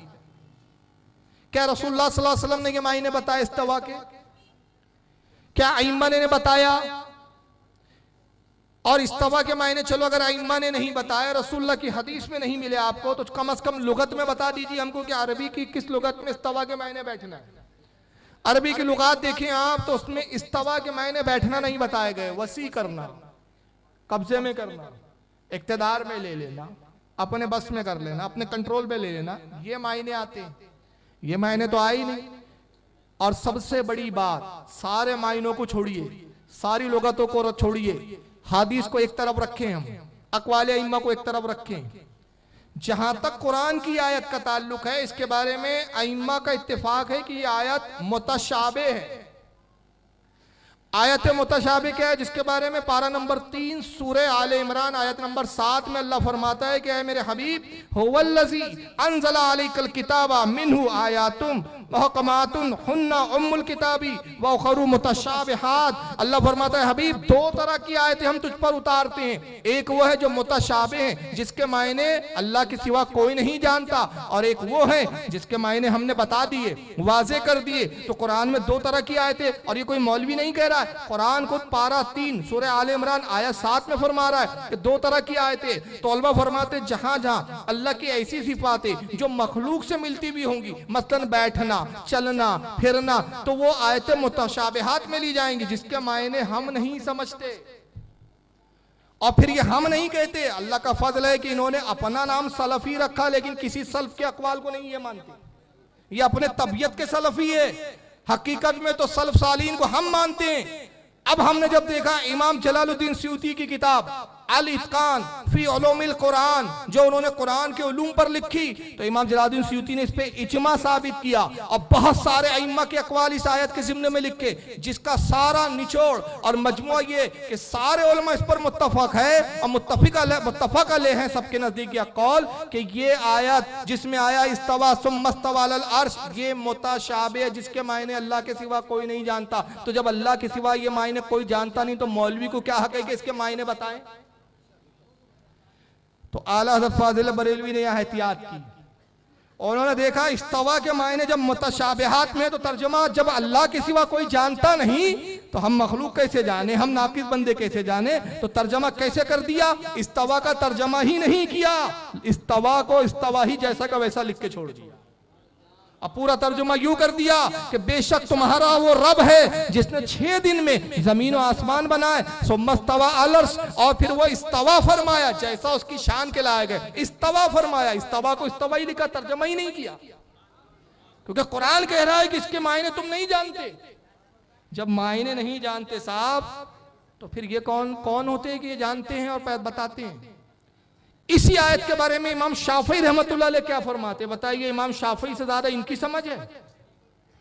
इमाम शाफी का कौल हजरत इमाम कुर्तबी रहमतुल्लाह अलैह, ये भी शाफी है, और ये तफसीर सऊदिया ने खुद छापा है, अल जामिल अहकामिल कुरान और जामिल बयान के अंदर भी आया है, सफ़ा नंबर जिल नंबर 2 सफ़ा 15 सूरह ताहा आयत 5 की तफसीर में इमाम शाफी फरमाते हैं कि इमाम शाफी का कौल नकल किया जाता है कि इमाम शाफी रहमतुल्लाह ताला अलैह से इस्तवा के मायने पूछे गए। किससे पूछे गए? अरे आप इतना ठंडा सुन रहे हैं, कुछ बोले तो। इमाम शाफी से पूछा जा रहा है, हुजूर कुरान में इस्तवा की ये मायने क्या है? तो इमाम शाफी क्या फरमाते, मैं इस्तवा पर ईमान लाया, मेरा ईमान है कि अल्लाह ने इस्तवा फरमाया, ये अल्लाह की तरफ से, अल्लाह का कलाम में ईमान लाया। इसके वो मायने नहीं हो सकते जो जाहिर में नजर आ रहे हैं, वो मायने नहीं जो दिख रहे हैं कि बैठना तर्जुमा किया जाए, ये मुतशाबिहात है। और फरमाते इसके मायने समझने से मैं आजिज हूं, इसके मायने मैं नहीं समझ सकता, मेरी अक्ल आजीज है, कमजोर है। इमाम वक्त के इमाम की अक्ल वहां साथ नहीं दे रही है, ये छुटपैये मौलियों की अक्ल इतनी बढ़ गई कि बैठना तर्जुमा कर रहे हैं। और फिर नाम रखा है सलफी। कैसे सलफी हो भाई आप? अगर आप वाकई आप अपने आप को सलफी समझते हो तो आओ इस पर फिर हमसे गुफ्तगू करो और सल्फ सालिहीन के अक़वाल की रोशनी में करो, कैसे सलफी हो। और फिर आगे क्या फरमाते इमाम शाफी रहमतुल्लाह अलैह, फरमाते इसके मायने मैं इसलिए नहीं बयान कर सकता, मुझे अपने नफ्स पर एतमाद नहीं, मुझे नहीं पता कि मैं इसके सही मायने कर पाऊंगा कि नहीं कर पाऊंगा, और गलत किया तो मैं गुमराहों में से हो जाऊंगा। हजरत इमाम अबुल हसन कुशैरी रहमतुल्लाह अलैह मुतवफ़ा 456 हिजरी में इनका इंतकाल हुआ। रिसाला कुशैरिया में फरमाती कि आयत मुतशाबिहात, इसके मायने हम नहीं जानते। अब अगर कोई कहता है, आइए जरा मैं हुज्जत के तौर पे 2 आयतें यहां पेश कर रहा हूं, बल्कि 3 आयतें पेश करूंगा, चलिए 2 ही करता हूं, वक्त नहीं है, 3 नहीं 2 करता हूं। अगर ये कोई मानता है कि नहीं ये आयत मुतशाबे नहीं है, हम अल्लाह के बैठने को एज इट इज मानते हैं, ये आयत मुहक्कम है, मेरी तकरीर समझ में आ रही है या नहीं कि सर पे से जा रही है? हाँ, इतना गुमसुम सुन रहे हो तो मुझे लग रहा है कि वैसा तो नहीं कि भाई तकरीर समझ में ना आ रही हो, ना समझ में आ रही तो मैं और जुमलों को आसान करूंगा। अगर ये आयत मुतशाबे नहीं तो चलिए आइए वो 2 आयतें मैं पेश कर रहा हूं, हालांकि बहुत सारी आयतें मेरे पास इस वक्त है लेकिन वक्त उतना नहीं है। इस आयत की रोशनी में और इस अकीदे को मैच करे तो जरा देखे अल्लाह की जात पर कितने ऐब आते हैं और फिर कैसे अकीदा तौहीद खराब होता है और डैमेज होता है। पारा नंबर 24 निकाले आप, सूरह मोमिन आयत नंबर 7 में अल्लाह फरमाता है अल्लज़ीना यहमिलूनल अर्शा व मन हौलहु युसब्बिहूना बिहम्दि रब्बिहिम व युमिनूना बिही व यस्तगफिरूना लिल्लज़ीना आमनू। क्या फरमा रहा अल्लाह? और अल्लाह के फरिश्ते हैं, और अल्लाह के कुछ फरिश्ते हैं जो उसके अर्श को यहमिलूनल अर्शा, उसके अर्श को थामे हुए हैं, उसके अर्श को उठाए हुए। देखिए लफ्ज़ टू लफ्ज़ तर्जमा, अल्लज़ीना कुछ है, यहमिलूनल अर्शा जो उसके अर्श को उठाए हुए, कुछ फरिश्ते जो उसके अर्श को उठाए, वमन हौलहु और उस अर्श के इर्द गिर्द भी कुछ फरिश्ते, युसब्बिहूना जो तस्बीह बयान करते हैं अल्लाह की, बिहम्दि रब्बिहिम और अपने रब की हम्द बयान करते, व युमिनूना बिही व यस्तगफिरूना लिल्लज़ीना आमनू और इस्तग़फ़ार करते हैं, दुआएं मग़फ़िरत करते हैं मोमिनों के लिए। अल्लाह कह रहा है अर्श को कौन उठाए हुए हैं? बोलिए कितने फरिश्ते उठाए हुए हैं? आपको पता है? हदीस बताती है कि कितने हैं। अल्लाह के रसूल फरमाते हैं इस वक्त अर्श को 4 फरिश्ते उठाए हुए हैं। कितने फरिश्तों ने उठाया? 4 फरिश्तों ने। अब जरा इनसे पूछिए कि कुरान कह रहा है मेरे अर्श को 4, और अगर यहाँ इस आयत मुतशाबे को तुम मुहकम मान के ये मतलब निकालोगे नहीं अल्लाह अर्श पर ही बैठा है, तो फिर अल्लाह को किसने उठाया है? ताकत और कुव्वत वाले कौन ठहरे? फरिश्ते। अल्लाह फरिश्तों के कंधों का भी मोहताज हुआ, अर्श का भी मोहताज हुआ। और हमारा अकीदा है कि अल्लाह ना फरिश्तों का मोहताज ना अर्श का मोहताज। जब फरिश्ते नहीं थे तब भी वो था, जब अर्श नहीं था तब भी वो था। जैसे पहले अर्श से पाक था अब भी अर्श से पाक है। किसका अकीदा तौहीद का है भाई? कौम को गुमराह करते हो यार तुम। चलो अभी 4 फरिश्ते उठाए हुए, अब कयामत का मंजर कुरान बयान करता है सूरह हाक्का पारा नंबर 29। हवाले नोट करें अगर आप चाहें तो, वैसे भी रिकॉर्ड हो रही है, लाइव भी हो रही है, इंशाल्लाह सीडी मिलेंगी आपको। पारा 29 सूरह हाक्का आयत 17 कयामत का मंजर कुरान यूं बयान करता है व यहमिलु अर्शा रब्बिका फौकहुम यौमइज़िन समानिया। और कयामत का दिन जब होगा, अल्लाह फरमाता कयामत का दिन होगा तो तेरे रब के जो है क्या है वो, यहमलु अर्शा और उसके अर्श को उठाएंगे, रब्बी का फौकहुम तेरे रब का अर्श उठाएंगे कयामत के दिन। यौमइज़िन समानिया कयामत के दिन कितने? 8 फरिश्ते। समानिया 8 फरिश्ते तेरे रब का अर्श उठाएंगे। अभी 4 उठा रहे हैं, कयामत के दिन 8 हो जाएंगे, 4 और लगा दिए जाएंगे। क्यों? हदीस तशरीह करती है, आका फरमाते हैं गज़ब इलाही से अर्श कांप रहा होगा, आउट ऑफ कंट्रोल हो जाएगा। कायनात का निजाम तरहम बरम हो रहा है, जमीन रेजा रेजा हो रही है, पहाड़ रुई के गोलों की मानिंद उड़ रहे हैं, आसमान तबाह हो रहा है, सैयारे टूट रहे हैं, अर्श कांप रहा है, अर्श आउट ऑफ कंट्रोल हो जाएगा। तो 4 और फरिश्ते उसको सहारा देंगे कि अर्श को कंट्रोल में करे। कुल 8। अगर रब अर्श के ऊपर है नऊज़ुबिल्लाह मिन ज़ालिक, तो मुझे फिर बताएं कि क्या उस वक्त अल्लाह का वजन बढ़ जाएगा कि 8 फरिश्तों की जरूरत पड़ जाएगी? तो इन आयतों का आप क्या जवाब लाओगे? और उसके बाद फिर कुछ झूठी तोहमतें जो हम पर लगाई जाती है, उन तोहमतों में आइए एक बड़े मशहूर मौलाना इस इलाके में भी आते हैं, मुझे बताया गया, जमीर साहब नाम है, अबू ज़ैद जमीर साहब।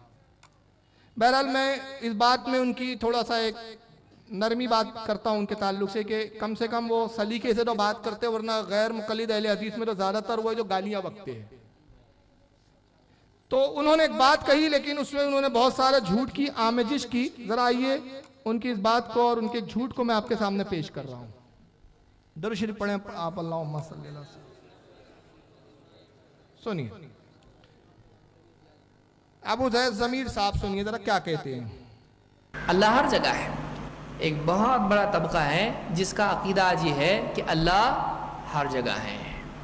वो ये समझते हैं कि अल्लाह को हर जगह मानना, अल्लाह की कुदरत को हर एतबार से पावरफुल मानना है। कि अल्लाह की कुदरत का इजहार है कि अल्लाह को ही माना जाए हर जगह है। हालांकि अल्लाह को हर जगह मानना अल्लाह को महदूद करना है, अल्लाह को महदूद करना है। मैं रोक रोक के एक एक बात का जवाब दूंगा, पूरी वीडियो सुना के जवाब दूंगा तो बहुत सी बातें आपके जहन से मिस हो जाएंगी। उन्होंने इब्तिदा यहां से की कि एक बहुत बड़ा तबका है जो अल्लाह को हर जगह मानता है। मैं कहूंगा अबू ज़ैद ज़मीर साहब, मौलवी साहब, ताज्जुब की बात है, अकीदा उलमा की किताबों से लिया जाता है, अवाम से नहीं लिया जाता। ये अवाम बोलती है कि अल्लाह हर जगह है, उलमा ने हमारी किताबों में नहीं लिखा। हमारे उलमा फरमाते हैं हर जगह होना अल्लाह की सिफत ही नहीं। जालक उठा के देख लीजिए आप, मुफ्ती अहमद यार खान नईमी क्या लिखते हैं, हर जगह होना अल्लाह की शान नहीं, ये रसूल की शान है। अब इस पर वहाबी एतराज करने लगे, कहा देखो साहब रसूल की शान बढ़ा दी, अल्लाह की घटा दी। हमने कहा तुम्हारे समझ में नहीं आया यार, जरा गौर करो, पढ़ो तो समझ में आए, कुछ किताबें पढ़ो अकीदे की। इसमें रसूल की शान से ज्यादा तो अल्लाह की शान बयान की उन्होंने आगे। हर जगह होना अल्लाह की शान नहीं बल्कि किसकी शान है, रसूल की। वजह, जितनी जगहें हैं मखलूक है और मखलूक में सबसे अफजल,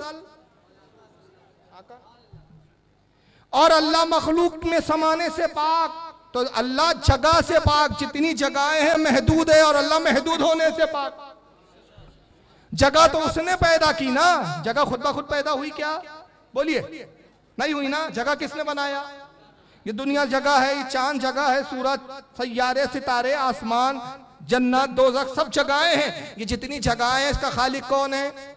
और जब ये जगह नहीं थी तो वो था कि नहीं था? तो जगह से पहले भी पाक था ना। तो जगह से पाक होना अल्लाह की शान और जगह पर होना मुस्तफा की शान। तो हर जगह जो भी जगह है नबी से कमतर है, अफजल रसूल है, तो हर जगह होना रसूल की शान, खुदा की शान नहीं है। खुदा मौजूद है, जगह से पाक है। अब उसके बाद वो कहते हैं हर जगह मानना, ज़मीर साहब फरमा रहे हैं हर जगह मानना अल्लाह को महदूद करना है। बड़े ताज्जुब की बात है, अव्वल तो यह उलमा का, मोहतमद उलमा का अकीदा ही नहीं हमारे, अवाम बोलती है। अगर आप अवाम का भी रद्द कर रहे हैं, चलो आप कहेंगे नहीं हम अवाम का ही रद्द कर रहे हैं, उलमा का तो हम नहीं कर रहे, तो मैं कहूँगा बड़े आज मतलब उनसे गुजारिश के साथ कहूँगा कि अबू ज़मीर साहब आप यहाँ फंस गए हैं ये जुमला बोलकर। आप कह रहे हैं जगह पर मानना अल्लाह को महदूद करना है, तो अर्श पर मानना क्या अल्लाह महदूद समझना है? अर्श भी तो महदूद है। क्या अर्श अनलिमिटेड है? अरे अर्श की भी तो लिमिट है।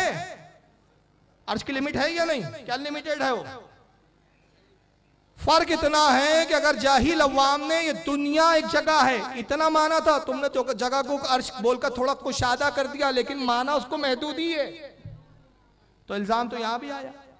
फिर आगे आगे वो क्या फरमाते जरा सुनिए। और अल्लाह ताला की शान में गुस्ताखी है, एक लंबा मौजू है, उस पर तफसील से मैं बहुत ज़्यादा गुफ्तगू नहीं करूँगा। अल्लाह को हर जगह मानना अल्लाह को जगह में महदूद करना है। क्यों? इसलिए कि जगह क्या है, महदूद है कि ला महदूद है? महदूद। तो अल्लाह हर जगह है, यानी अल्लाह जगह में है। तो अल्लाह को हमने क्या किया? महदूद किया कि ला महदूद किया? अल्लाह को महदूद कर दिया हमने। और ये ऐसा जुमला है जो न अल्लाह के नबी सल्लल्लाहु अलैहि वसल्लम ने कहा, न सहाबा ने कहा, न सलफ़ ने कहा। अल्लाह हर जगह है का जुमला न कुरान में है, न सुन्नत में है, न सहाबा से मिलता है, न चारों इमामों से मिलता है। ला के बताओ, अल्लाह हर जगह है का जुमला कहीं नहीं, ये किसी जगह नहीं है। अल्लाह हर जगह है का जुमला किसी जगह आपको नहीं मिलेगा। ये किस जगह मिलेगा? जिनको इल्म कम है उनकी अक्ल में उसको जगह मिलेगी आपको। तो अल्लाह हर जगह है क्या? नहीं, हमारा अकीदा नहीं है। अल्लाह ताला अर्श पर है, सातों आसमानों से ऊपर, अर्श से भी ऊपर। क्यों? इसलिए कि अल्लाह ताला को हम जगह में महदूद नहीं मानते हैं। देखिए, अल्लाह को जगह में नहीं मानते, अर्श पर महदूद मानते हैं। क्या फलसफा है यार? तो क्या ये अर्श को मखलूक नहीं मान रहे हैं या खुदा की जात में शरीक मान रहे हैं? तो फिर दो खुदा हो गए ना, अर्श भी खुदा हुआ और अल्लाह भी खुदा हुआ। दो खुदा दो अल्लाह हो गए ना। और कह नहीं अर्श अलग है खुदा अलग है, तो फिर आपने अल्लाह को अर्श में बैठाकर, अर्श के ऊपर है ना, अर्श के ऊपर बिठाकर महदूद किया कि नहीं किया? तो ये अपने ही फलसफे में उलझे हुए क्यों? इब्ने तैमिया ने ऐसा एक फलसफा पेश कर दिया कि जो उगलते बनता है इन लोगों से ना निगलते बन रहा है। अब इब्ने तैमिया को भी बचाना है और अपना अकीदा भी अब अवाम में समझाना है, तो बड़ी प्रॉब्लम में घिरे हुए ये लोग। जब सारी जगहें खत्म हो जाती हैं उससे ऊपर अल्लाह ताला है। सारी जगहें खत्म हो जाती उसको, तो ये अर्श जगह नहीं है क्या? ये अर्श जगह है या नहीं? और अगर जगह नहीं है तो फिर फरिश्ते किस चीज को उठाए हुए?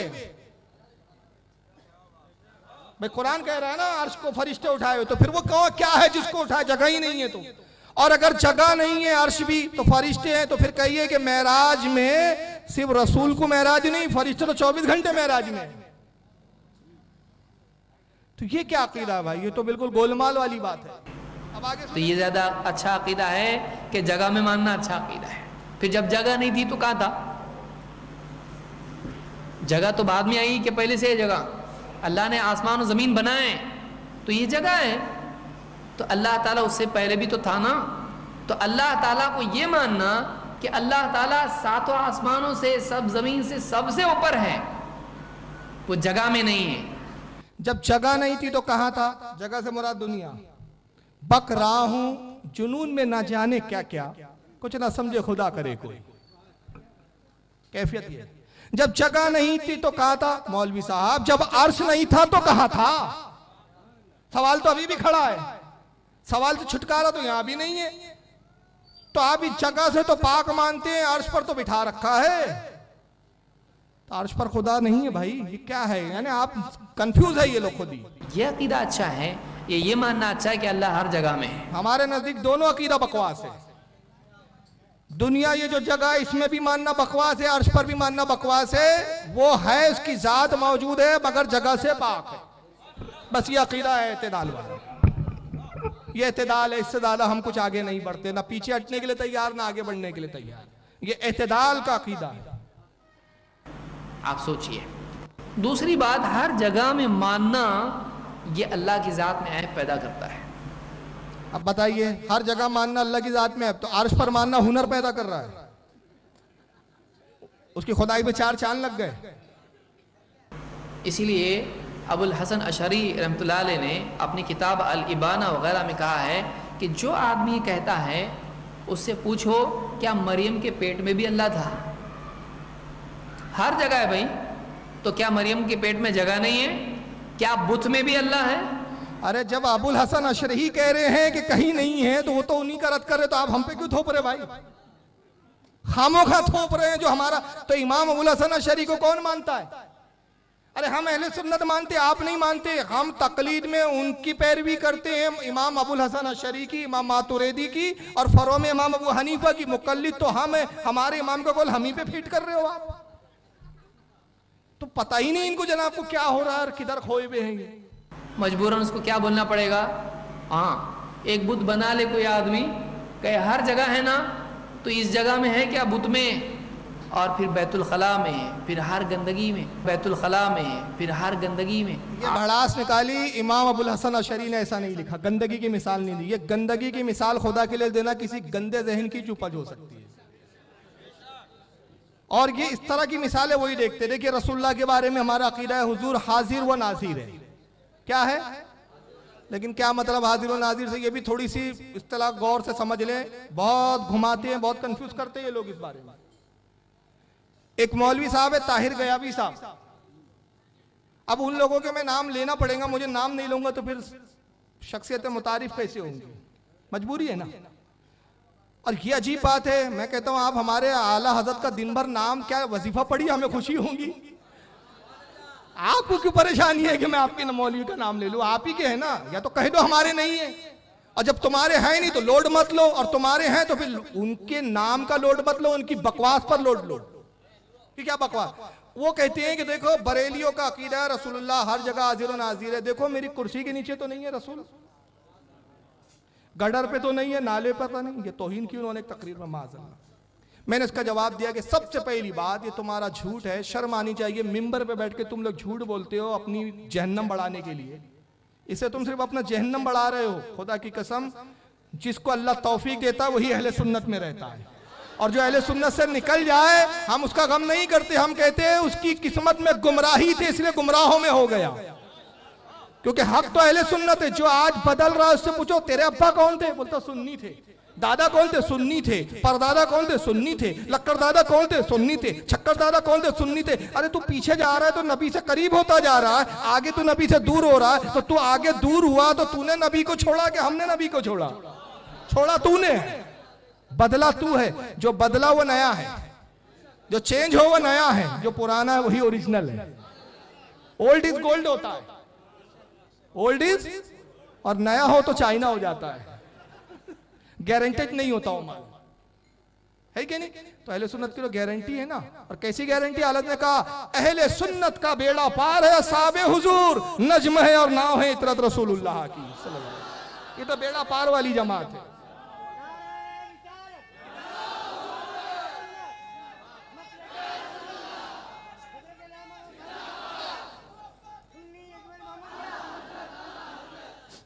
तो अब हाजिर और नाजिर पर हमारा क्या अकीदा है? ये थोड़ी है कि रसूलुल्लाह हर जगह है, ये नहीं है।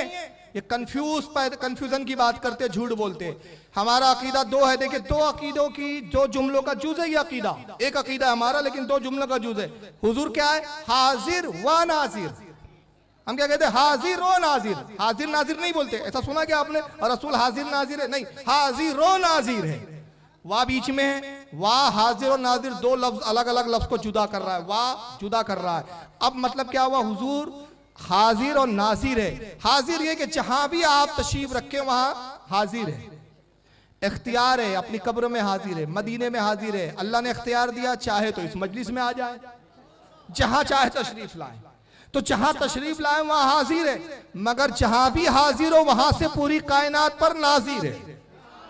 नाजिर यानी देखने वाले। मैं यहां हाजिर हूं, कहां हाजिर हूं? कुर्सी पर, मगर वो दूर वो पोंगा मुझे नजर आ रहा है, वो मजमा मुझे नजर आ रहा है। मैं उस मजमे का नाजिर हूं, वहां हाजिर नहीं हूं, मगर इख्तियार है ना कि चाहूं तो वहां हाजिर हो जाऊं, उठ के जाऊं, वहां चला जाऊं। यही अकीदा हमारा रसूल के बारे में। तो खुदा मौजूद है लेकिन जगह से पाक है। अब अबुल हसन अशरी का नाम लेके हम परत कर रहे हैं। आइए, हमारा तो अकीदा वो है जो कुतुब अकायद में इजमाई अकीदा हमारे यहाँ बयान किया गया। क्या?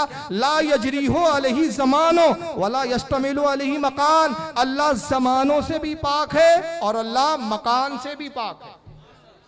तो अर्श मकान है कि नहीं? मकान उसे कहते जगह को, अल्लाह जगह से भी पाक। शाह अब्दुल हक मुहद्दिस देहलवी रहमतुल्लाह अलैह तकमीलुल ईमान अकीदे की किताब लिखी, सफ़ा नंबर 20 पे फरमाते ला महदूदुन, अल्लाह महदूद नहीं है। वला फी जहतुन, वो सिमतों से भी पाक है। मशरिक मगरिब शुमाल जुनूब ये जहत है, सिमतें, इनसे भी वो पाक है। वला फी मकानुन वला फी ज़मान, और वो मकान से भी पाक, ज़माने से भी पाक। इमाम शेख रब्बानी मुजद्दिद अल-सानी अहले सुन्नत के इमाम है। मुजद्दिद अल-सानी रहमतुल्लाह अलैह मकतूबात रब्बानी जिल्द नंबर 3 सफ़ा नंबर 63 पे फरमाते अज़-ज़मान व मकान व जहद दर हजरत अल्लाह ताला गुंजाइश नीस। कहते हैं कि ज़मान, मकान, ज़माना, मकान न होना, ज़माना गुजरना, सिमते होना अल्लाह की शान के लायक नहीं, उसकी बारगाह में जायज़ नहीं है। ई हमा मखलूक अवानंद, ये तो मखलूक के लिए, ज़माना मखलूक के लिए, मकान मखलूक के लिए, हालात मखलूक पे गुजरते, अल्लाह इनसे पाक है।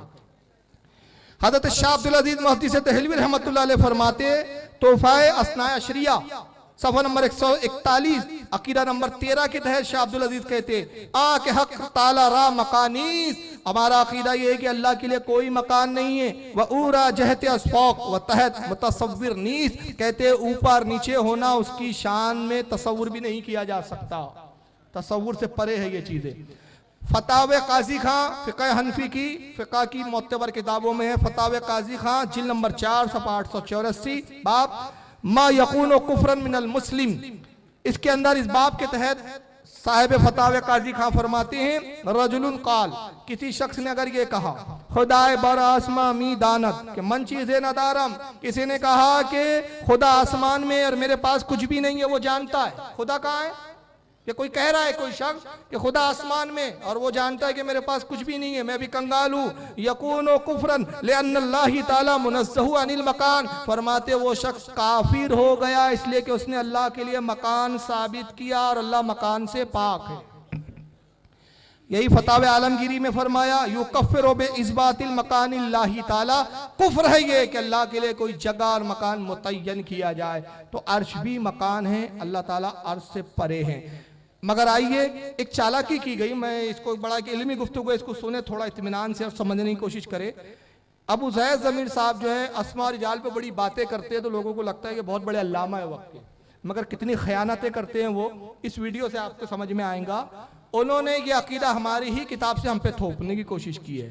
आइए जरा सुनिए वो क्या फरमाते हैं।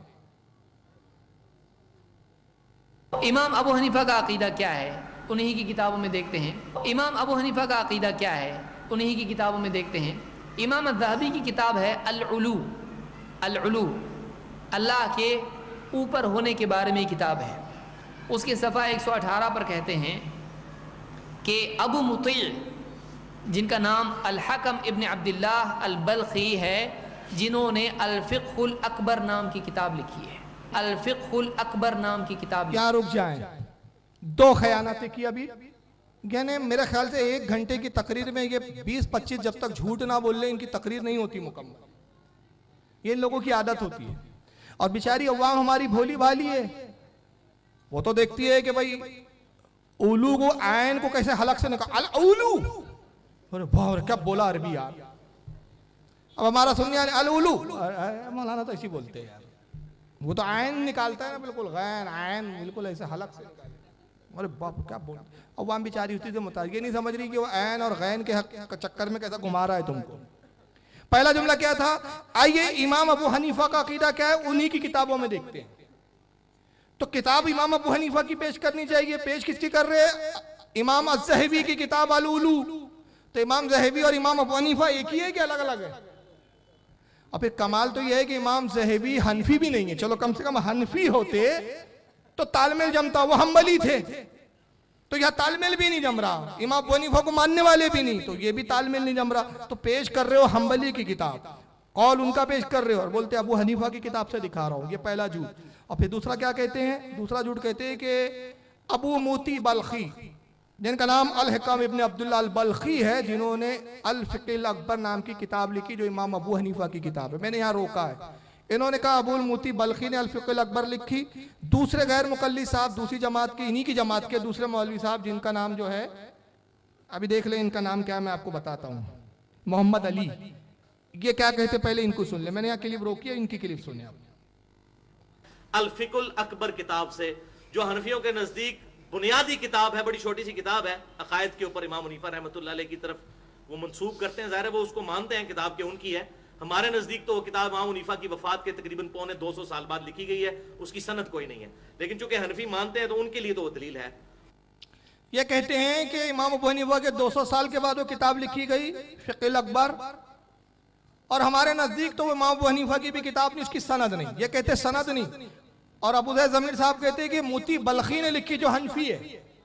तो पहले तो इनके घर में तालमेल होना चाहिए, घर में ही तालमेल नहीं है। अब आइए वहीं से सुनिए फिर आगे कि अबू मुती, जिनका नाम अल-हकम इब्न अब्दुल्लाह अल-बल्खी है, जिन्होंने अल-फ़िक़्हुल अकबर नाम की किताब लिखी है। अल-फ़िक़्हुल अकबर नाम की किताब लिखी है, अल-फ़िक़्हुल अकबर। कहते हैं सअल्तु अबा हनीफा, मैंने इमाम अबू हनीफा से पूछा, अम्मन यक़ूल, किसी आदमी के बारे में जो यूँ कहता है, ला अअरिफ़ु रब्बी फ़िस्समा औ फ़िल अर्द, मैं नहीं जानता, मुझे नहीं मालूम अल्लाह आसमान में है या ज़मीन पे है, मैं नहीं जानता अल्लाह आसमान पर है या ज़मीन पर, मुझको नहीं मालूम। फ़क़ाल क़द कफ़र लिअन्न अल्लाह तआला यक़ूल अर्रहमानु अलल अर्श इस्तवा व अर्शुहु फ़ौक़ समावातिही। इमाम अबू हनीफा का जवाब क्या है? इमाम अबू हनीफा रहमतुल्लाह अलैह फरमाते हैं, उस आदमी ने जिसने कहा मेरे को नहीं मालूम अल्लाह आसमान पे कि ज़मीन पे, अगर ऐसा बोलता है उसने कुफ्र किया, उसने कुफ्र किया। क्यों? इसलिए कि अल्लाह ताला खुद कुरान में फरमाता है रहमान अपने अर्श पर मुस्तवी हुआ और उसका अर्श 7 आसमानों के ऊपर है। तो ऐसा जो आदमी कहता है वो क्या, उसने क्या किया? कुफ्र किया। पूछने वाले ने फिर पूछा, वो आदमी अगर यूँ कहे कि मैं ये कहता हूँ कि रहमान अर्श पर है अल्लाह अर्श पर है, वलाकिन ला यदरी अल अर्शु फिस समाउ फिल अर्द, लेकिन ये मालूम नहीं कि अर्श आसमान पर है या ज़मीन पर। ठीक है, अल्लाह अर्श पर है, लेकिन अर्श आसमान पे कि ज़मीन पे नहीं मालूम। तो काला इदा अनकरा अन्नहु फिस समा फ़क़द कफ़र। इमाम अबू हनीफा कहते हैं अगर उसने इस बात का भी इनकार किया कि अर्श आसमान में नहीं है, अगर ऐसा वो कहता है तब भी उसने कुफ्र किया। इमाम अद्दाहबी ने अपनी किताब अल-उलू में इसको जिक्र किया है। कहाँ है पब्लिक, कहाँ है पब्लिक, क्या अकीदा है बताइए। इमाम अबू हनीफा बोल रहे ऐसा अल्लाह हर जगह है। इमाम अबू हनीफा कह रहे हैं अर्श आसमान पर है और अल्लाह अर्श के ऊपर है। अब बताइए इसके बाद अब सुन्नी के पास क्या गुंजाइश बच जाती है भाई। अल्लामा अज़्ज़हबी ने अपनी किताब अल-उलू सफ़ा नंबर 118 पर लिखा कि अबू मोती बल्खी, जिनका पूरा नाम अल-हकम इब्न अब्दुल्ला अल-बल्खी है, वो कहते हैं कि मैंने इमाम आज़म अबू हनीफा से पूछा कि अल्लाह कहाँ है। कोई शख्स ये कहे कि अल्लाह कहाँ है मुझे नहीं मालूम, तो इमाम आज़म ने कहा जो कहता है अल्लाह कहाँ है मुझे नहीं मालूम वो काफिर है। और अब इतने देर से मैं क्या कह रहा हूँ, अल्लाह जगह से पाक, जगह से पाक, तो अबू हनीफा के फतवे के मुताबिक मैं कौन हुआ, काफिर। आप भी मेरी हाँ में हाँ मिला रहे तो आप भी क्या हुए, काफिर। फिर अबू मोती बल्खी कहते हैं मैंने फिर दूसरा सवाल किया और पूछा कि अगर कोई शख्स ये कहता है कि अल्लाह अर्श के ऊपर है, चलो मैं मानता हूँ। इमाम आज़म ने कहा कि उसने कुफ्र किया अगर वो कहता है कि अल्लाह कहाँ है मुझे नहीं मालूम, अल्लाह अर्श पर है। अल्लाह कहाँ है, अर्श पर है। तो अबू मोती बल्खी कहते हैं मैंने फिर पूछा कि हुजूर ये बताइए अगर वो ये कहता है कि अर्श कहाँ है वो मुझे नहीं मालूम, ठीक है अल्लाह अर्श पर है तो ठीक है अर्श पर है, लेकिन अर्श कहाँ है, तो फरमाते वो भी काफिर हो गया, इसलिए कि अर्श आसमानों के ऊपर है। फिर वो तंज करते कहाँ है पब्लिक, मतलब सो रहे हो भाई, कहाँ बेदार हो जाओ, देखो अबू हनीफा का कौल लाया है मैंने। अब हनीफों के पास कोई गुंजाइश है, तुम्हारे इमाम का कौल कि तुम्हारा इमाम खुद काफिर कह रहा है। वही बात मैं तालिबुर रहमान साहब पाकिस्तान के मुनाजिर है, वही बात दूसरे अंदाज में बड़े रौब डाल के इन्होंने भी कही है, जरा इनको भी सुनिए। इमाम अबू हनीफा रहमतुल्लाह अलैह बर्रे सगीर में चूंकि इनकी तकलीद करने वाले ही लोग मौजूद हैं, इनको इमाम आजम कहा जाता है कि 4 इमामों में सबसे बड़े इमाम अबू हनीफा रहमतुल्लाह अलैह हैं। इनके फजाइल बयान किए जाते हैं। उनसे पूछिए कि वो इस अकीदे के बारे में क्या नजरिया रखते हैं कि जो आदमी ये अकीदा रखे कि अल्लाह अर्श पर नहीं। किताब का नाम है शरह अकीदा तहाविया। इसको लिखने वाला भी हनफी और इसकी शरह करने वाला भी हनफी। मोती बल्खी इमाम अबू हनीफा रहमतुल्लाह अलैह के शागिर्द हैं। मोती बल्खी इमाम अबू हनीफा रहमतुल्लाह अलैह से पूछते हैं कि एक आदमी ये अकीदा रखता है कि अल्लाह ताला अर्श पर नहीं। इमाम साहब जवाब में फरमाते हैं फकत कफर, उस आदमी ने कुफर किया जो ये कहता है कि अल्लाह ताला अर्श पर नहीं। मोती बल्खी कहते हैं कि अगर वो आदमी ये मान ले कि अल्लाह ताला अर्श पर है, लेकिन ये कहे मुझे इल्म नहीं कि अल्लाह का अर्श कहां है, आसमानों के ऊपर है या जमीन के नीचे है, मुझे इसका इल्म नहीं, तो इमाम अबू हनीफा रहमतुल्लाह अलैह फरमाते हैं फहुवा काफिरुन, वो काफिर है, दारा इस्लाम से खारिज है। लिअन्नहु अनकरा हाज़िहिल आया, क्योंकि उसने कुरान की इस आयत का इनकार किया है कि अर्रहमान अलल अर्श इस्तवा, कि रहमान अर्श पर मुस्तवी। अब इन्होंने कुछ थोड़ा ज्यादा रौब से बोला है। लिखने वाला भी हनफी, बयान करने वाला भी हनफी, जिनसे बयान किया जा रहा है वो भी हनफियों के इमाम आजम। 4 इमामों में सबसे बड़ा माना जाता है इमाम आजम अबू हनीफा रदियल्लाहु ताला अन्हु को। मोती बल्खी किताब का नाम उन्होंने क्या बताया, शरह अकीदतुत तहविया। शरह अकीदत तहविया, उसमें लिखा है कि मोती बल्खी रावी वही है। उन्होंने अज़्ज़हबी के हवाले से लिखा है, इन्होंने शरह अकीदत तहविया के हवाले से बताया। दोनों जगह रावी एक ही है। रावी कौन है, अबू मोती बल्खी। ये इमाम आजम अबू हनीफा के शागिर्दों में कौन है, इमाम अबू हनीफा के शागिर्दों में हैं, उनसे पूछा, वो वही वाक़या उन्होंने बयान किया सेम, कि अबू हनीफा से पूछा कि कोई ये कहता है कि अल्लाह कहाँ है मुझे नहीं मालूम, तो इमाम आदम अबू हनीफा ने फरमाया वो काफिर है, अल्लाह अर्श के ऊपर है। अर्श कहाँ है नहीं मालूम, कहा वो काफिर हो गया इसलिए कि अर्श आसमानों पे। आइए जरा इस पर गुफ्तगू करें। दोनों मौलानाओं ने चालाकी क्या की, कुल 8 पॉइंट में बता रहा हूँ, पॉइंट बहुत भी है लेकिन इशारा किया गया कि सिर्फ 10 मिनट में समेटना है, क्योंकि या पुलिस अल मदद के नारे लग चुके हैं उधर, हाँ शिरक हो गया है, तो ये 10 मिनट में लपेटना। हालांकि गुफ्तगू की बहुत तफसीलवार है लेकिन उतना वक्त नहीं है मुझे पास। 8 पॉइंट में बता रहा हूं। पहला पॉइंट, दोनों हजरात ने सनद नहीं बयान की इस रिवायत की, ये चालाकी। वरना अबू ज़ैद ज़मीर साहब की आदत है हर बात में बड़ी सनद पढ़ते हैं, यहाँ क्यों सनद गोल कर दी, उनको पता है कि सनद का हाल क्या है। इन साहब ने भी बयान नहीं की, तालिबुर रहमान साहब ने भी सनद ही नहीं बयान की दोनों ने। अबू ज़ैद ज़मीर साहब ने जो हवाला दिया, दूसरा पॉइंट यह है कि अबू ज़ैद ज़मीर साहब ने अल्लामा ज़हबी की किताब अल-उलू का हवाला दिया, इन्होंने भी सनद नहीं पढ़ी। तालिबुर रहमान साहब ने शरह अक़ीदतुत ताहविया का हवाला दिया, उन्होंने भी सनद नहीं पढ़ी। शरह अक़ीदत ताहविया में रिवायत कैसे आई वो भी नहीं बताया, अल-उलू में अल्लामा ज़हबी तक की रिवायत कैसी है वो भी नहीं बताया। अब दूसरा आइए, अबू मोती बल्की, जिनका पूरा नाम क्या है, अल हिकम इब्न अब्दुल्ला अल बल्की, इनका विसाल हुआ 211 हिजरी में। ये याद करिए, कितने हिजरी में इंतकाल हुआ किसका, अबू मोती बल्खी का। और अल्लामा ज़हबी जो लिख रहे हैं अबू मोती बल्खी से जो रिवायत ले रहे हैं, उनकी पैदाइश है 673 हिजरी, यानी मोती बल्खी के कितने साल का फर्क है, 462 साल के बाद पैदा हो रहे हैं। तो ये 462 साल के दरमियान में जितने रावी है सब गोल, सब छूमंतर है। तो इनसे पूछिए कि आप लोग कशवश भी मानने लग गए हैं क्या आजकल, क्योंकि भाई जब 462 साल का फर्क हो दो जातों में तो उनकी मुलाकात साबित नहीं है।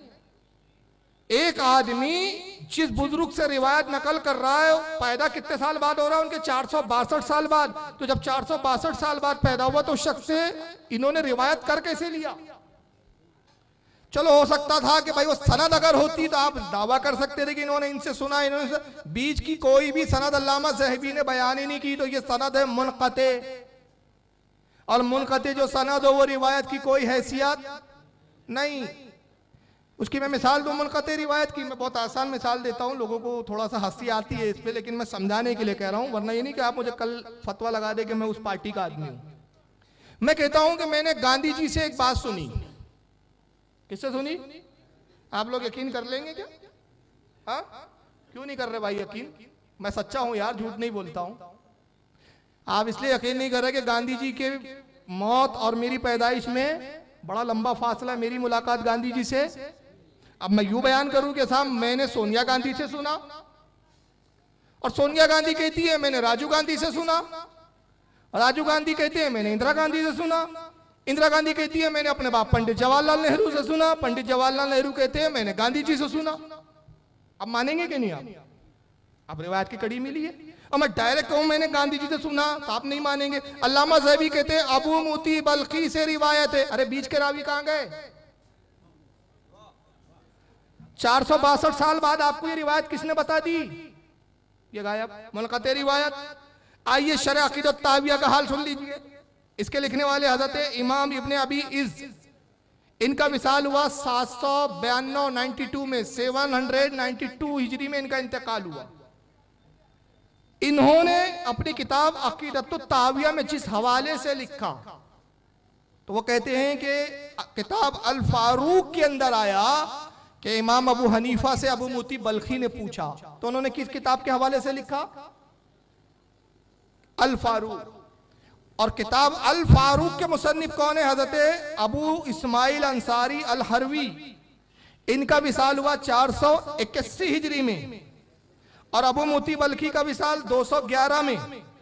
तो अक़ीदतुत ताहविया के मुसन्निफ राइटर इब्ने इज़ जो है वो अल फारूक का हवाला दे रहे हैं, और अल फारूक के जो मुसन्निफ है जो अबू मोती बल्खी से रिवायत कर रहे हैं, इन दोनों के दरमियान में 270 साल का फर्क। यानी अबू इस्माइल अल हरवी की भी मुलाकात अबू मोती बल्खी से साबित नहीं, ये भी रिवायत गायब। दोनों किताबों में रिवायत मुनक़ती। और फिर एक खास बात क्या है मजेदार पता है? किताब अल फारूक अब मौजूद भी नहीं है। जिस किताब के हवाले से शरह अक़ीदतुत ताविया में अल्लामा इमाम इब्न इज़्ज़ ने नकल किया, वो किताब असल किताब अल फारूक मौजूद भी नहीं है, नापैद। उसमें क्या है, उसकी सनद क्या है, वो सब गुल। ऐसे ही हवाले और ऐसी किताब से हवाला दे रहे हैं जिसमें हवाला लिया जा रहा है वो किताब भी गायब। जो हवाला जिस किताब से नकल कर रहा है मुसन्निफ, उसके दरमियान में 270 साल का फर्क। और किताब अल फारूक अव्वल तो मौजूद नहीं। अगर किसी पुरानी लाइब्रेरी में बिल फर्ज मिल भी जाए तो अल फारूक के बारे में मुहद्दिसीन का क्या कौल है, जरा सुनिए। वही अल्लामा ज़हबी जिनकी किताब अल उलू से हवाला दे रहे, वही अल्लामा ज़हबी अपनी किताब सियारुल इलामुन नुबाला में सफ़ा नंबर 509 जिल्द नंबर 18 में कहते हैं किताब अल फारूक में ज़ईफ़, बातिल, मौजू, मनगढ़ंत रिवायतें मौजूद है। यानी किताब अल फारूक का मुसन्निफ भी सही नहीं है। जिस किताब का हवाला वो किताब भी बकवास, कि उसमें मौजू मनगढ़ंत बातें भी है। इमाम इब्न हजर अस्कलानी, ये बहुत बड़े जरा तादील और अस्मा और रिजाल के इमाम है, मुतवफ़ा 852 हिजरी, 852 में इनका इंतकाल हुआ इब्न हजर अस्कलानी का। वो अपनी किताब फतुल बारी शरहुल बुखारी जिल्द नंबर 13 सफ़ा 468 पे फरमाते हैं कि किताब अल फारूक का जो लिखने वाला अबू इस्माइल अल हरवी है, इसने इस किताब में बहुत मुबालगे से काम लिया। मुबालगे से काम लेना मतलब मन गढ़ा, झूठ, बड़ा चढ़ा के, बाद इतनी सी थी लपा लपा के लिखा है, खूब झूठ लिखा, खूब मुबालगा किया, जिसकी वजह से लोग उन्हें झूठा होने का ताना देते थे। यानी जिस किताब से लिखा अल फारूक से उसके मुसन्निफ इस्माइल अल हरवी, वो भी झूठे, मुबालगा करने वाला। अब चलिए थोड़े देर के लिए हम ये मान लेते हैं कि चलो अबू मोती बल्खी से अल्लामा ज़हबी ने ख्वाब में रिवायत कर ली, चलो मान लेते हैं, और ये तस्लीम कर लेते हैं कि आजकल गैर मुकल्लिद भी अब कश वगैरह ख्वाब मानने लग गए हैं। ये भी हम तस्लीम कर लेते हैं कि अल्लामा इमाम इब्न इज़्ज़ ने भी अबू मोती बल्खी से ख्वाब में रिवायत किया, अल फारूक किताब से नहीं किया। तो आइए जरा अबू मोती बल्खी का खुद हाल क्या है जरा सुन लीजिए। यही अल्लामा ज़हबी जिनका हवाला दिया था अल उलू, वो अपनी किताब मीज़ानुल एतदाल जिल्द 1 सफ़ा 574 पर फरमाते हैं अबू मोती बल्खी के बारे में, काना बसीरन बिर राय, ये राय का माहिर था, अपनी राय से फतवे और हुक्म देता था, दलाइल से नहीं देता था, और हदीसों में नाकारा था। कौन था अबू मोती बल्खी? हदीसों में नाकारा, काम का नहीं था, इसकी रिवायतें मोतबर नहीं, राय से बातें करता था, अकल के घोड़े ज्यादा दौड़ाता था। हजरत इमाम इब्न मईन कहते हैं, ये कौन है? इमाम बुखारी के उस्ताद है। और इब्न मईन के बारे में मैं सिर्फ एक बात बताना चाह रहा हूँ, दो बातें बता रहा हूँ। इनकी शान क्या है इब्न मईन की? जब इनका इंतकाल हुआ तो उसी तख्ते पर इनको गुस्ल दिया गया था जिस तख्ते पर रसूलुल्लाह को गुस्ल दिया गया था। और इमाम इब्न मईन बहुत बड़े आलिम है, वो फरमाते हैं, दुआ की उन्होंने आखिरत में, अल्लाह अगर मैंने किसी रावी पर बुग़्ज़ की बुनियाद पर हुक्म लगाया हो तो मेरा खात्मा ईमान पर मत करना। यानी उन्होंने जिस पर भी उंगली रखी तो बहुत दलील के साथ। इब्न मईन कहते हैं अबुल मोती बल्खी के बारे में, ज़ईफ़ुन लैसा बिशई, ये इंतहाई ज़ईफ़ रावी है, इसकी रिवायत कोई हैसियत नहीं रखती, बकवास, इसकी रिवायत की कोई वैल्यू नहीं है। ये अबू मोती बल्खी का हाल है। इमाम नसाई कहते हैं इसके बारे में, ज़ईफ़ुन, ज़ईफ़ रावी है। इमाम अहमद इब्न हम्बल, इमाम बुखारी के दादा उस्ताद, हाँ बस इमाम बुखारी के उस्ताद, वो क्या कहते हैं? अबू मोती बल्कि इस लायक ही नहीं कि उसकी कोई रिवायत पर कान भी धरे जाए, इस लायक नहीं है कि उसकी रिवायत पर भरोसा किया जाए। इमाम अबू दाऊद रहमतुल्लाह अलैह इसके बारे में कहते हैं कि जहमी था, मुहद्दिसीन ने उससे रिवायत लेनी छोड़ दी थी। जहमी एक फिरका था जो अल्लाह के जिस्म का कायल था, और इमाम अबू दाऊद गोया बता रहे हैं कि वो जहमी था, रिवायत लेना छोड़ दी तो पता चला कि जो अल्लाह के जिस्म का कायल है वो इस लायक नहीं होता कि उसकी बात भी रिवायत और उसकी बात भी सुनी जाए और उसकी बात पे भरोसा और इत्तेबार किया जाए। इमाम इब्न हिब्बान वो कहते हैं, काना मिर रसल मुर्जिया, कहते हैं कि ये मुर्जिया फिरके का था। और मुर्जिया फिरके का अकीदा क्या था? इंसान जब कलमा पढ़ ले, मुसलमान हो जाए तो फिर कुछ भी करे, चाहे जीना करे, चोरी करे, कोई भी गुनाह नुकसान नहीं पहुंचा सकता, सीधा जन्नत में जाएगा वो, बस ईमान ला लो, बाकी भी सब कुछ करो। इस फिरके को भी गुमराह करार दिया गया। तो ये फिरका मुर्जिया का जो है, मुर्जिया का मानने वाला था अबू मोती बल्खी। और कहते सिर्फ मानने वाला नहीं बल्कि अहले, ये उसका सरदार था और अहले सुन्नत व जमात से बुग़्ज़ व हसद रखता था। ये इमाम इब्न हिब्बान की राय है। फिर इमाम बुखारी खुद फरमाते हैं ज़ईफ़ुन वाहिलुर राय, ज़ईफ़ है और राय का पक्का है, राय देता था अपनी। इमाम इब्ने हातिम फरमाते हैं मुर्जिया से था और अपने वक्त का कज़्ज़ाब था, यानी बहुत झूठ बोला करता था। तो अब जिस अबू मोती बल्खी से इन्होंने रिवायत लाई उसके बारे में मुहद्दिसीन की ये सब राय है, ये सब हालात हैं। बल्कि आइए सिर्फ 3 बातें इसी पे मैं ख़त्म कर रहा हूँ। सबसे मज़ेदार बात यह है कि खुद इस जमात के जो मौलवी हजरात है जिसमें अलबानी और भी लोग हैं, अलबानी साहब की किताब है शरह अक़ीदत ताहविया का हाशिया लिखा उन्होंने, सफ़ा 42 पर कहते हैं कि अबू मोती कज़्ज़ाब है, हदीस गढ़ने वाला। खुद अलबानी साहब उसमें जरा कर रहे हैं। गैर मुकल्ली जमात के एक और आलिम गुजरे सलाउद्दीन यूसुफ, उन्होंने किताब लिखी उर्दू ज़बान में ख़वातीन का तरीक़ा नमाज, सफ़ा 33 पर लिखते अबू मोती बल्कि इंतहाई झूठा और कज़्ज़ाब है।